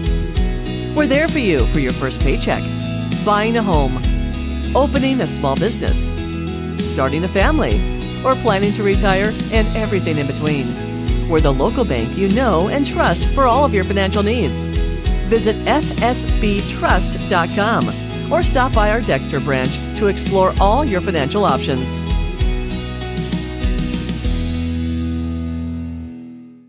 NextEra Energy Resources is the world's largest generator of renewable energy from the wind and sun, and a world leader in energy storage. Since 2016, NextEra Energy Resources has invested more than $339 million in Missouri to fuel local economic growth.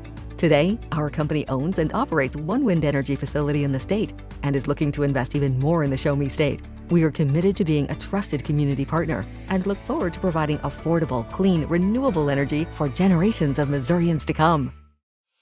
What First State Community Bank means to me is, it says it in its name, community. We're family, we care about one another, whether it's in our Simo markets or we can reach out to someone in Farmington, Columbia. They're always there to assist. We are very customer focused. Our employees do a great job with listening to the customers. The tellers know 100% of all customers by their name. If you want to feel at home, then walk into the doors of First State Community Bank.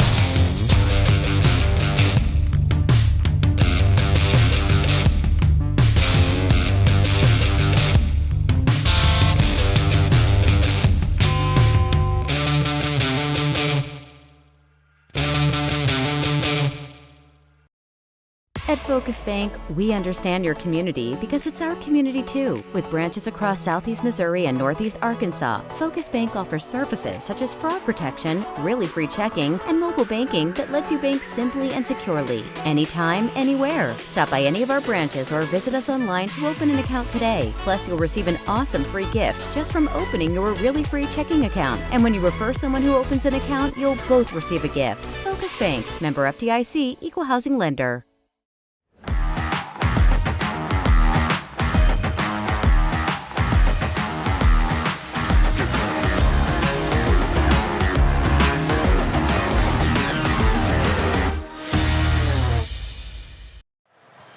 Welcome back to the 45th Annual Clarkton Holiday Christmas Tournament here in Clarkton, Missouri.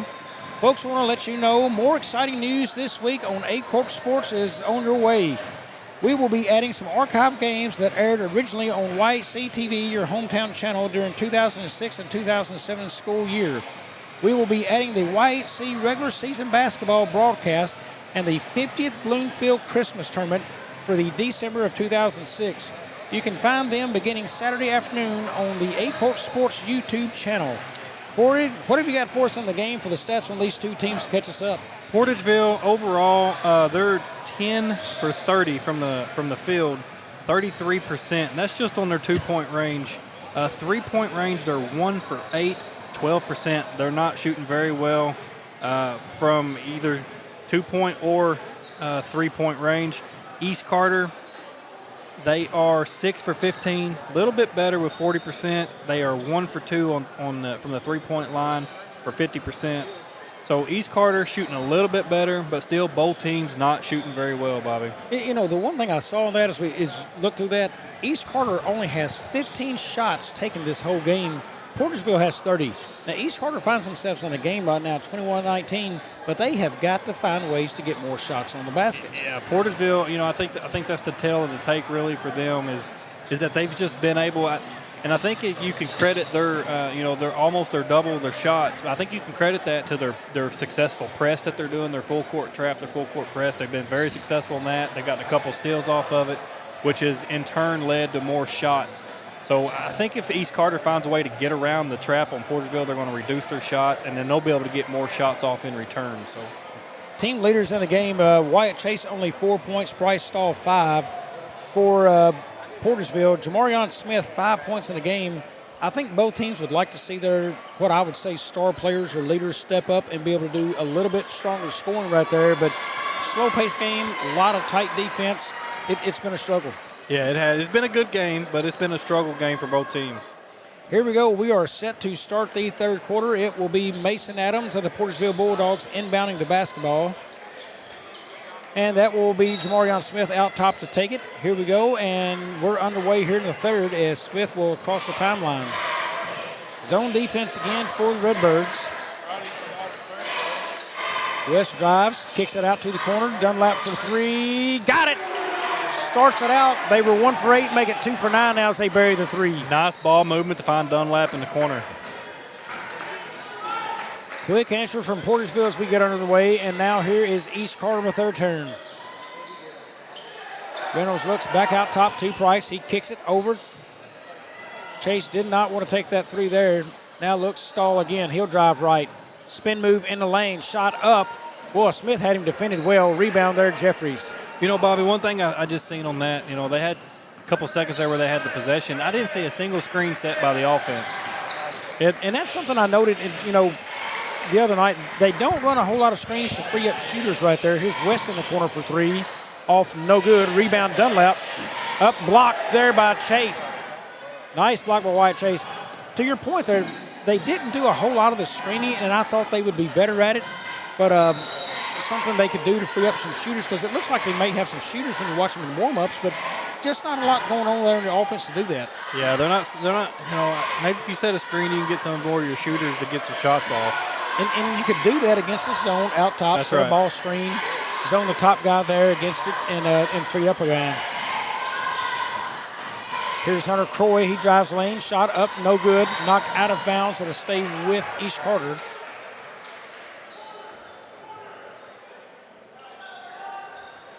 No basket yet. Right at a minute 20 gone here in the third quarter for East Prairie. Portageville knocked down a 3 to start the quarter. Here it is. Hunter Croy now with it. Picked up by Smith. Here's Reynolds. Spin move in the lane, knocked away. Up the court. Adams to the corner. Smith for 3. Off, no good. Rebound, Stahl. Stahl up ahead quickly to Wyatt Chase and over his man. And Dunlap smartly lets it go out of bounds. And that's, you know, kind of getting back into those bad passes that, you know, take your time, go another couple steps, make a better pass. You know, that might come back to hurt you. Well, you love the fact that he lipped up floor, but there's a guy between he and the pass. That's right. So your next deal is check down to the outlet.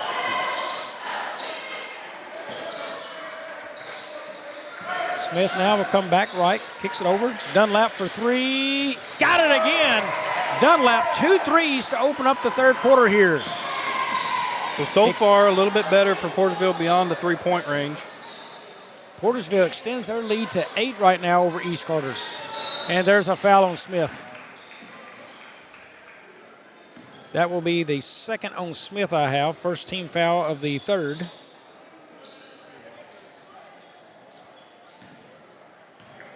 East Carter now brings it across. Everything they do, they run a cutter there, but no strong screen. You see cutters running through, though. Pass and cut through the lane. Stahl for 3. Off, no good. And Dunlap tried to get it, couldn't get it, and it stays with East Carter. Yeah, everything is pass, so you pass, but you almost follow your pass toward that side of the court, cut through the lane. That's so right. Pass it, you look for the pass in the lane, hopefully for the layup, and just hasn't been there so far. Here is Stahl, he's got it, gets in the lane, hop, shot, up, no good, rebound Dunlap. Dunlap pushes ahead. Kicks it to the corner. Smith thought about the 3, didn't take it. Back to Dunlap for 3. Again, and Dunlap. Dunlap sends them into the timeout here. East Carter has to take it. Folks, want to let you know about another exciting event in the Malden area is the 3rd annual Malden Christmas Church Tour. Sunday, December 17th from 2 p.m. to 2:30 p.m. Gather at the First Southern Baptist Church for a shadow nativity. From 2:30 until 4:30 p.m. Following, the beautiful churches throughout Malden will be open for tours. The First Presbyterian Church, First Christian, St. Anne Catholic, Macedonia Missionary Baptist Church, First Assembly of God, Simo Community Church, First General Baptist, and Stokeland Drive Christian Church. Come out and share in a day of bringing the faith communities together for Christmas. Christmas is right around the corner, Bobby. Well, Corey, I have not got all of my shopping done, but I will soon. I promise all those who have not gotten gifts for, but you know what? They don't know because they're not listening right now. You know, I'm fortunate enough to have a wife that buys Christmas all throughout the year, so when it comes time for it, I don't even know what half the people get. I just know they got something thanks to her. So. Well, coming out of this timeout right now, East Carter has got to find a way to stop Aaron Dunlap. He has hit 3 threes, and we've got a inadvertent horn at the table. So 3 threes hit by Aaron Dunlap so far here to open the third quarter, and it is 19-30. Portageville really opened it up. Pass back, full court press from Portageville coming. Back to Price. They're going to have to push to get it across here. Back across again, and it is knocked away. Great pressure right there by Portageville. They are still struggling with that full court trap. And they were closing in on a 10-second coming. It did not get called as the pass up court, and Adams knocked it away. Chase now kicks that back to Price, back up top to Chase. Wyatt Chase is one they would like to get going if you're East Carter. He has not scored much in this game, I believe 4. Stahl as well. Here is Price, spin move in the paint, off the glass and good. Price a couple of baskets now in the ball game. Cuts the lead to 9.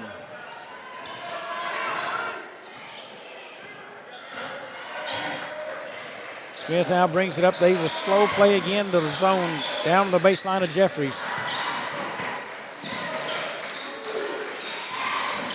You know, Portageville has that ability, just seems to slow it down, lull teams to sleep, and then shoot a 3, and it's off the mark. Dunlap the long rebound. Yeah, they're very good at moving the ball around. But if I'm going to shoot a 3-pointer, Aaron Dunlap's the man I want it in his hands right now. He is red hot so far. Yeah, but why not another Dunlap shot? Remember 2 years ago at Scott County High School, had the call in the football game, the Dunlap Daggers. He made a catch that basically sealed the game. There's Smith, 3-pointer rims out. Will Backus the rebound now. Reynolds cuts it up in the lane, runner, no good, and we're going to have a blocking foul called on Jeffries. That will be the 3rd on Jeffries now. 2nd team foul in the quarter. And I would be willing to bet that A.J. Larry is going to come in and give Connor Jeffries a break. And that's a good move to bring Larry in. Will Backus in, bring your big guy in to match up with the size. That, you know, Backus is a big enough and strong enough guy. He can push people around in there, except A.J. Larry. A.J. Larry is a big enough kid. I don't think anybody's going to push him around very easily down there. And not a bad a fullback in a pinch either. Sure was a fan of him last year. Called a game down at Portageville, and he really opened my eyes his junior season there. A senior this year's. I know he's had some look different colleges. I'm not sure the list on that, but he's got a fine future ahead of him there. Very soft-spoken kid too. Very soft-spoken. That goes off, I believe, of A.J. Larry, and that's going to stay with East Carter. So first free throw good, second one missed, but that ball will stay with him. I'm sure they're just fine with that if they can convert here. Price looks to inbound, he was looking for the inbound toward the baseline, and that's knocked away there. And here's Hamilton, up and knocked away by Wyatt Chase and out of bounds. I believe that will go back to East Carter. I think Hamilton just maybe tried to take that ball just a little bit too low before he went up with it there. Wyatt Chase with it up top. Pauses before he comes across the line, and now he comes across here. Goes baseline, feeds it into Backus. Nice play, and that is hit from the backside. Backus to the floor, and Portageville away with the basketball. Outside, Bogan started by 3, didn't take it, backs it out. Down baseline, Hamilton fumbled it, now to Bogan. Bogan moves back outside to the corner. Hamilton out top to Smith. Hamilton, corner 3, off, no good. Stahl the rebound. They push the forward, Stahl to the lane. Up, shot, no good. Larry rebounds and knocked out of bounds. Will stay with Portageville. Seems like Hamilton is really having trouble of getting a good possession of the ball once he gets it to him. Maybe a lot of bobbles, a lot of fumbling with it going on. And seeing some of that Stahl checking out now. Stahl going down the floor, you know, everything he wants to do is at the rim, you know. Instead of the pull-up jumper off the glass, you know, he wants to be at the rim and everything. And right there, Portageville's just able to beat him down the floor and get position and to keep him pushed out a little bit. Yes. Portageville's playing very fast-paced. Smith out to Hamilton now. Back around the top we go.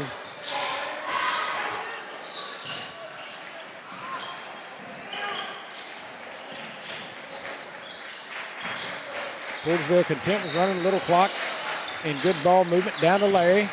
He gets it back outside. Kellum now. Round to the corner. Smith drives baseline. Back inside. Skip. Hop. Shot. And good. Nice basket, Jamarion Smith. Yeah, I like his nice little move he had there. Kind of little pump fake. Steal by Kellum to Bogan. Bogan now to Smith. Smith. Fadeaway jumper, no good, and we're going to have a jump ball that will go to Portageville. Portageville maintains a 10-point lead. They just seem to be the more aggressive team right now. Yeah, they're playing really aggressive. AJ Larry's playing phenomenal down low on defense. Boy, there's a nice feed and underneath and bobbled. Smith kicks it back out.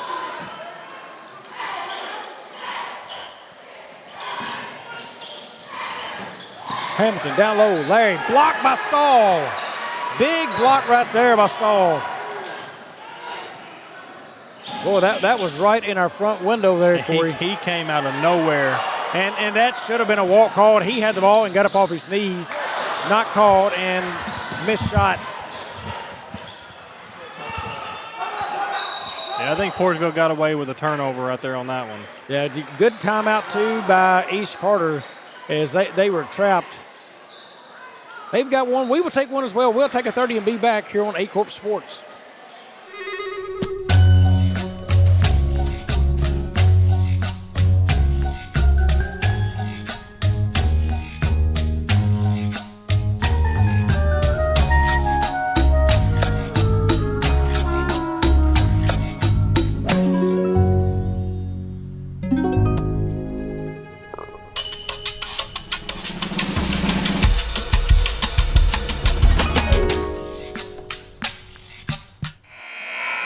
Welcome back to Clarkton. It is 32-22. Portageville leads East Carter. East Carter's trying to breathe a little life into him, getting a little energy back to him, but boy, Portageville has stood strong. Portageville, they're staying strong with that full court trap, full court press there. East Carter just doesn't have an answer to it. Price with the basketball. He'll bring it up, and Bogans looks like he'll meet him up in the top court there. He does. Price now drives. Screen set by Backus. Baseline jumper, Price. No good. Backus rebounds. Back up with his left, and good. Backus has had a nice game for East Carter tonight. Yeah, that is a big body down there, a big, strong body that you need down there to get his rebound and go back up with it. Dunlap back out top. Bogans now off to Hamilton. Bogans tries to look lane, does it. Hamilton goes baseline, nothing there. Inside, taken away by East Carter. Reynolds I'm not sure if Hamilton should have made that pass there with three defenders down low waiting for it. Corey off on the three, tries to get his own rebound and does not, stays with the Cardinal or the Redbirds as it is off Kellum. You know, one of those games kind of reminds you a little bit of last game where a team kind of hung around a little bit. Yes. And right here, 32-24, you find East Carter kind of hanging around in a game that feels like it should be a lot bigger lead for Portageville. Well, what I've noticed is that Portageville's kind of backed off of that press, and they're going to more of a half-court, 2-3 zone. And it looks like a foul on the floor there. We'll see who it's called on. It's going to go against Kellum.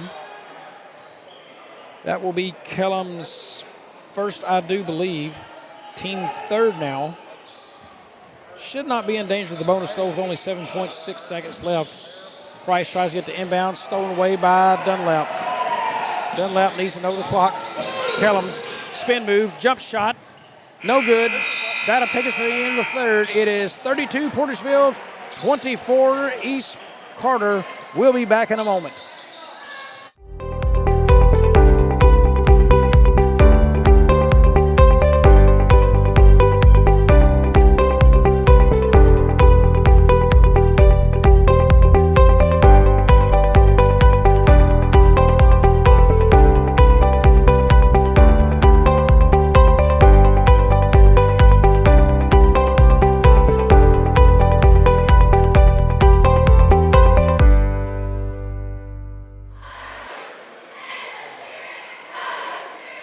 We are back here in Clarkton. Corey, what do you see in the books for us right now? One thing that stands out with me with Portageville is that they're still not shooting real great from the field. They've 14 made on 43 attempts, 32% for them. Aaron Dunlap, he's 13 points. He's shooting 62%, so he's definitely shooting the ball fairly well. East Carter Redbirds, they are 8 for 26, total of 30%. They're not shooting very well at all. The players that's got the points for them, one's shooting 33% and the other one's shooting 25%. So neither team really shooting as far as team-wise. They're not shooting very great. Yeah, a couple of games like that for East Carter so far, just struggle shooting. There's a nice little pass down low to Wyatt Chase up, and he gets the basket to fall. So answer right back, pulls it to 6. You know, and I think if Portageville gets to the championship tomorrow night, if they pull this out and win, I think that's going to be the best read we've had on Portageville so far because, who are they when they play a high level? Their bodies are flying all over the floor. They are playing hard. East Carter comes away with it. Now that is out to Wyatt Chase, inside to Reynolds, up, and the basket is good. Nope. Did they get him on a charge right here? That is a charge against East Carter. Just when I thought they were fixing to pull themselves right back in a tight matchup here, they get the charge called against them. That goes against number 2. That is Brendan Reynolds, his first. That'll be the team's first or the fourth. I did not have East Carter down for a foul the complete third quarter. I don't think they fouled at all the third quarter. I think that was a good, clean defensive quarter for them. Yeah, and going back to Portageville while we have a moment, when you look at them, if they indeed make the championship game tomorrow night, if they play there against Risco, the pace of this team right now against competition is slow. How will people view them come time to seed for the Bloomfield Christmas tournament? I think it's going to be very interesting the way coaches read that because the only thing they read is basically your record going in, but I think that record's going to be a little deceiving. But look, most coaches in the area have tonight off. On Thursday night, boys is off. They were able to sit here and watch this game if they please. Looking at this pace, how do they view this team and where they stack up? Yeah, and with the Risco with the big win over Malden tonight, that's going to kind of throw their seeding off a little bit too. So it may bump Portageville up a rank, and it may knock them down some ranks. So it's going to be interesting to see that 3 of these teams here, the rankings may change just by off of one game. But and most teams are going to understand this is not just some small-town Risco basketball team. That was a very, very good team out there played tonight. And I don't know how much that hurts them. Adams with the 3. Mason Adams gets the action started here. 3-point basket. Looks like one of the coaches are pointing maybe to a spot on the floor. We've got a timeout, Portageville. 30 seconds. We'll keep it here as we kind of discuss again at bracket. You look at those teams. That's no average small-town team. I think teams around the area are going to know that. I don't know that tonight's loss hurts Malden as bad in the seedings just because everyone knows what kind of team Risco has right now. Yes. I would agree with that. You've got a lot of these smaller schools, and we kind of talked about this before. A lot of these smaller schools that's competing with bigger schools, I guess, and coming away with the win. You've got Puxico, you've got Risco, all these small schools that's really making an impact on some of these bigger schools and in our area. And undoubtedly right now, going into that tournament, Puxico has to be your number 1 seed. Puxico, I think, it should be at the top of every coach and everybody makes that seedings. They should be at the top of their list. Meanwhile, we have East Carter back with the basketball. They kick it out. 3-point shot up and no good. And that's going to be going the other way, Portageville basketball. Looks to be against Will Backus, his first right now. Team second.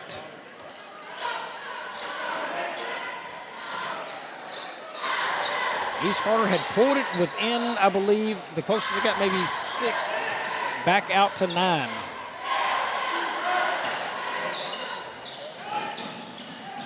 And a little bit of urgency they bring here, trying to trap ball on the floor, and we've got a timeout, Portageville. So we're going to slip in a 30-second timeout here as well. We'll be back here in the 8 Corp Sports.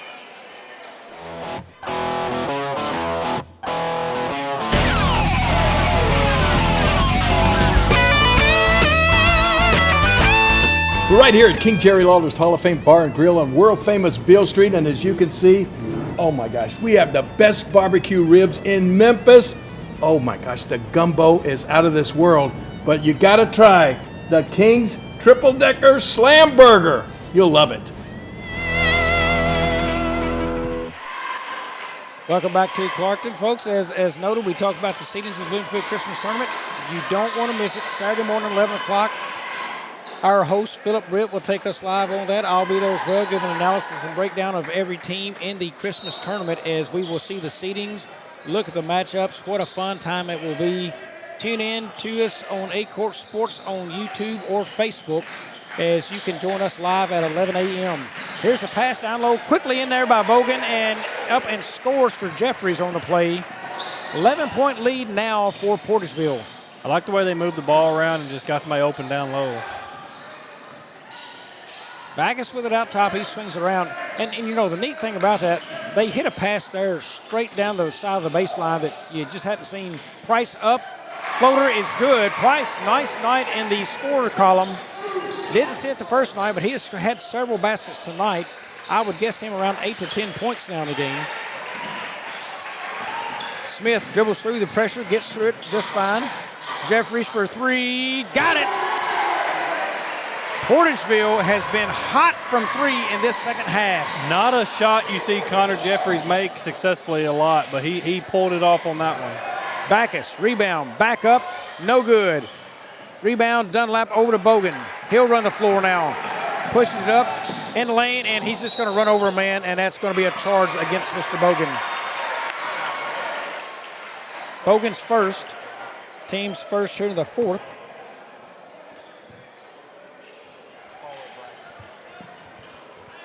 East Carter down 12. They need to find a way to creep back into this basketball game, and they're going to have to start their offense moving a little more quickly with more urgency. They're going to have to get it up the court a lot quicker, but also they're going to have to make a lot better, smarter ball movement going on, and slow things down when it comes to that, and work on trying to get it down low to Backus. There's going to be a foul. We'll see who that's called on. Looks like Mason Adams. He will pick up that. Will be his second, I do believe, team's second. Checking into the game for Portageville, that is Kellum, West, and Hamilton. Out is Adams, Dunlap, and Bogans, and now also A.J. Larry in, and Jeffries will check out.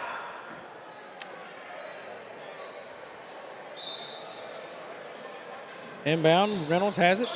Out top to Wyatt Chase. Over to Price. Price in the middle to Stahl. Back out, Reynolds for three. Front rim won't go. Hamilton pulls that back. Good pressure by Stahl as they bring it up. Kellum for three. Off the mark, won't go. Going to be rebounded by Hamilton. In the lane, floater. Got it. Nice job to stay with the rebound by Timmy Hamilton. Portageville extends the lead now, 42-28. And Smith almost had him an easy one.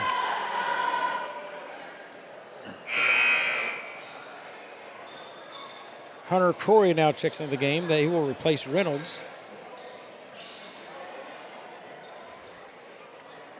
Well, just been a tough tournament right now for East Carter shooting the basketball here. And A.J. Larry, look at there. Sticks his hand in, gets the steal. Larry kicks it back off to Kellum. Kellum in the lane, left hand, no good, and it's going to be a charge. Good job there by Stahl to get back down to the floor and pick up that charge. That's going to be the second foul on Layden Kellum, team third. And I think Stahl's drawn in. I think that might be his third charge for the night that he's drawn in. So he's doing a very good job at planting his feet and taking it. Yeah, as a sophomore, you got to like what you see out of that kid. Reynolds jumps, shot, long jump shot, no good. Rebound pulled down by Hunter Corey, that is. He looks for help to Stahl in the corner. Stahl tries to go baseline, cut off. Reynolds, now he goes baseline. Pass underneath, Wyatt Chase, good. Basket there makes it 42-30. We've got a timeout by East Carter, and we're going to take another 30 as well, so full timeout. Back in 30 here on A-Corp Sports. At Young Real Estate, we're Southeast Missouri, just like you. We are parents. We support local education. We are grandparents. We are active in our community. We are patriots. Serving all of Southeast Missouri, and we are here for you. We are young.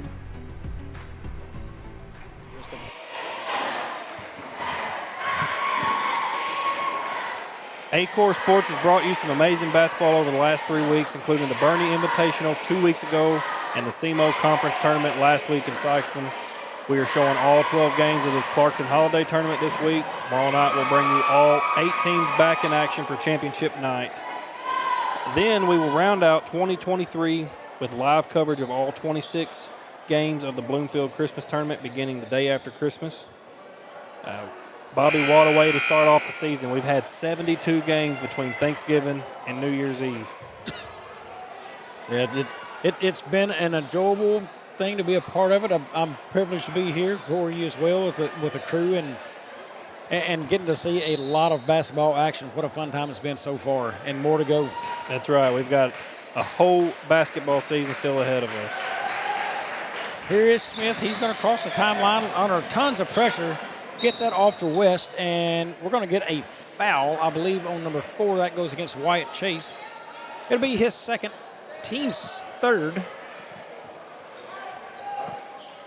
Tomorrow night, myself, Jim Riker, will be back in action. We will have all 4 games here on the Ecorp Sports Network for you. Championship night, you don't want to miss it. We start our coverage a few minutes before 4 o'clock game 1, and we will take you all the way to the championship. And here is Smith. Kicks it off to Dunlap, and we're going to have a foul out top now. That goes against Stahl, will be his first of the night. Man, he has had a really good defensive game. That's team 4 now, but only his first foul, and we're this far in the 4th, and he has been on the floor a bunch of minutes. He has. He's taken a lot of charges.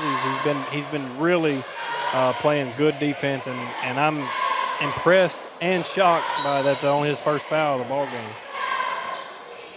And he just had his hands out to the side. His wingspan, not bad. Not bad at all. Here's Dunlap. He drives down to the corner. West has it. Now back out to Kellum. A lot of ball movement. Portageville, Bogan a 3 and got it. The threes have been falling for Portageville all night long here in this half. Stahl now pushes. Trying to get away from Smith. He tips it away. Price loses it. Kellum down the floor. Up, layup, good. You think he can dunk that ball, Bobby? I'm not sure, but, you know, here's where I like that he didn't try. He had a man underneath him, and that's – kids these days don't understand you just don't run up underneath the guy. That's right. And I'm not saying the kid from East Carter would, but in high school you see kids a lot of times run up under another kid. For me right there, just go ahead and make your layup, run through the basket, and live to see another day. A lot of injuries, ankle injuries can come down on a foot right there doing that. I think it's a smart play not to try to dunk that one. I agree. Could he? I think he probably could, but wise decision not to. Here's Price. He tries to keep getting away, and he couldn't, but we've got a foul on Kellum. He'll pick up his 3rd. That'll be the team 4th. As East Carter is set to inbound here. 2:38 left to go in the 4th.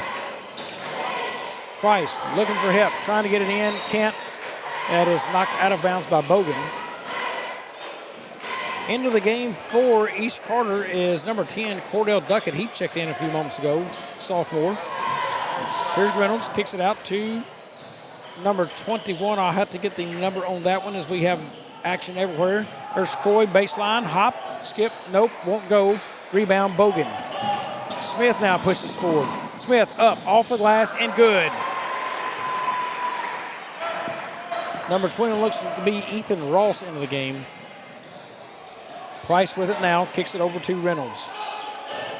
Reynolds drives back right to Price, toward the lane. Now Doggett, big step, shot no good, won't go, tipped. Kellum comes away with it. Demarion Smith now up, fouled, and basket. Portageville's really starting to get on track with a big run here.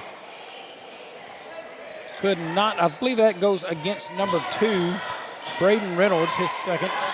That will be team number 5, so shooting free throws now. The rest of the way is Portageville. Smith through the line, 51-30, 21-point lead, 1:57 left to go in the fourth. A.J. Larry checks back into the game now for Brandon West.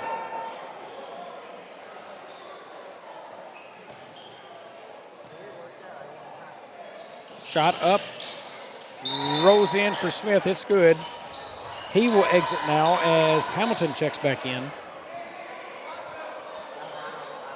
And looks like the press is off, and Portageville will meet them in a half-court defense here.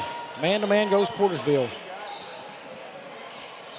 Backus has it up top. Price goes baseline. Goes up, shot is no good.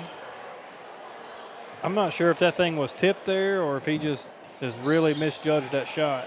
I think it may have slipped out of the hand as he's trying to get up over a defender and hit maybe the back rack of the rim there. So Portageville basketball, here we go, inside to Larry. Goes baseline to Adams, kicks it around. Hamilton, shot up, no good, may have been tipped by Backus. And there is Price pushing ahead. Price stops, turnaround jumper, no good. Rebound, Adams ahead to Hamilton, and good. Portageville gets a timeout in. They will check in a couple of subs. End of the game looks like number 13, Justice Sullivan, and number 0, Antonio Hickenbottom. He is also number 32, I believe, on the football field, the little sophomore that comes in and relieves Smith.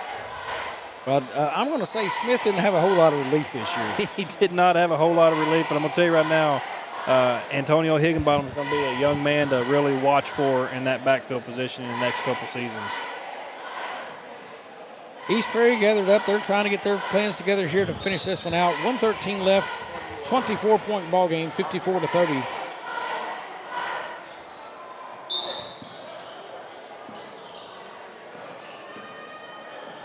Here we go. Price kicks that off to Chase. Well, Corey, it looks like the brackets have taken pretty much form for Friday night as we will run those down for you as this one goes final. I will see if I can't get a schedule on the games for tomorrow night as they come available. Backus now back over the corner. Long three, no good. Backus, rebound, kicks it inside. Dockett looking for room. Hops up, shot, no good, but he's fouled. And I do believe you have a bracket there. I do. That is in front of our book, so yes, we can catch that up in a few. Dockett will go to the line, or Duckett rather, I'm sorry. He's got 2 coming.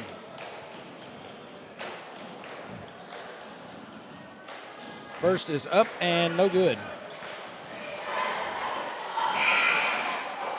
A couple more subs into the game. That is number 22, Chase Kirby, and number 20, also Chase Bradshaw for East Carter.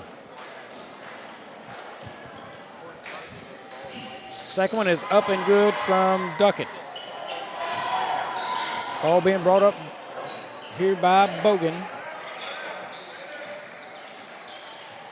Just looking more so to run out the clock than anything. Bogan try to get around his man. Space it out, gets to Sullivan. Larry into the paint, up, and will be fouled and go to the line. But right there, that was one that they were willing to give up and let dribble out, and it will not, as we will go to the free throw line, Mr. A.J. Larry.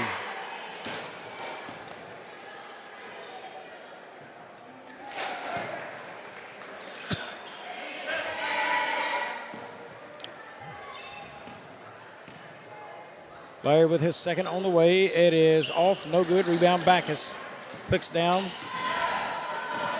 Mason Carter with it to the corner. Dockett is going to be fouled. I think he's going to be going to the line. As now I can tell you, Corey, they are bound and determined to stay on the floor for this one as long as they can. We've got 15 ticks left on the clock. Yeah, Portageville comes away with the rebound here. They'll just hold the ball, let's let the time run out, and get you into that championship game. First is up and good by Dockett. Dockett's fine with it because he is now getting himself in the scoreboard yet again. Chance for another up and no good. Rebound goes to Justice Sullivan, kicked out to Bogan. He will walk it up the court, and likely that will finish this out. As it will, he will dribble out as this one will go final. Our final score here will be 55 for Portageville, 32 for East Carter. So that will set us up for a bracket tomorrow night that we will cover here in just a moment. Corey, go ahead. Let's go to the scorebooks for each team. Portageville coming in 23 for 55, 41% total. 3-point range. They were 7 for 21 for 33%. Aaron Dunlap, he's their leading scorer, 13 points. He shot 62% from the field. He was 3 for 4, which was impressive to me. 3 for 4 from the 3-point line, shooting 75%. He was their leading scorer.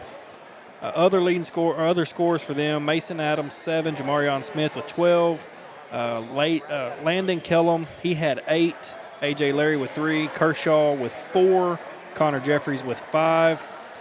For East Carter, they were a total of 11 for 39, 28%. Not a very good night shooting for them. 3-point range for them, they were 1 for 5 and 20%. Again, not very good for them. Some of their leading scores, I'm going down through here. Looks like Wyatt Chase, 8 points. He was 60% from the field. Their other, Cason Price, he had 7 points. He was 30% from the field. And other scores for them was Hunter Croy, 3, Bryce Stahl with 2, Cordell Duckett with 2, Braden Reynolds with 1. Offensive, as far as team comparison on offensive rebounds, East Carter had 9, Portageville had 12 defensive rebounds. East Carter had 18 and Portageville had 14. East Carter 9 for 14 from the free throw line, whereas Portageville was 2 for 5. Turnovers, it killed East Carter, 13 to Portageville's 5. Yeah, a lot of turnovers there. So final on this one, 55-32, Portageville takes it. So the bracket will set up like this. We get underway tomorrow. We will be on air about maybe 5 minutes before the game, 3 to 5 minutes, somewhere in that range before the game. Getting started at 4 o'clock. Clarkton JV will take on North Pemiscot County. After that one, we will go to the next game, which will be at 5:30. That'll have Donovan playing against the Clarkton varsity there for the 5th place game. 3rd place game will be Malden and East Carter. That will start approximately 7 p.m. And then we will have the championship is now set. Risco, the number 4 seed, will take on Portageville, the number 2 seed. That is set to tip off somewhere around 8:30. Corey, interesting enough, we got a 2 seed and a 4 seed. The 1 and the 3 not in it. 2 and the 4 are. 2 teams that were, the 2 definitely was ranked there, but the 4 seed making it all the way from there to the championship game. Well earned by them. What a game and what a night we had here from Clarkton. Folks, on behalf of the staff, our cameraman, our crew, for Corey and myself, we are saying good night from Clarkton, Missouri, and we will see you tomorrow night.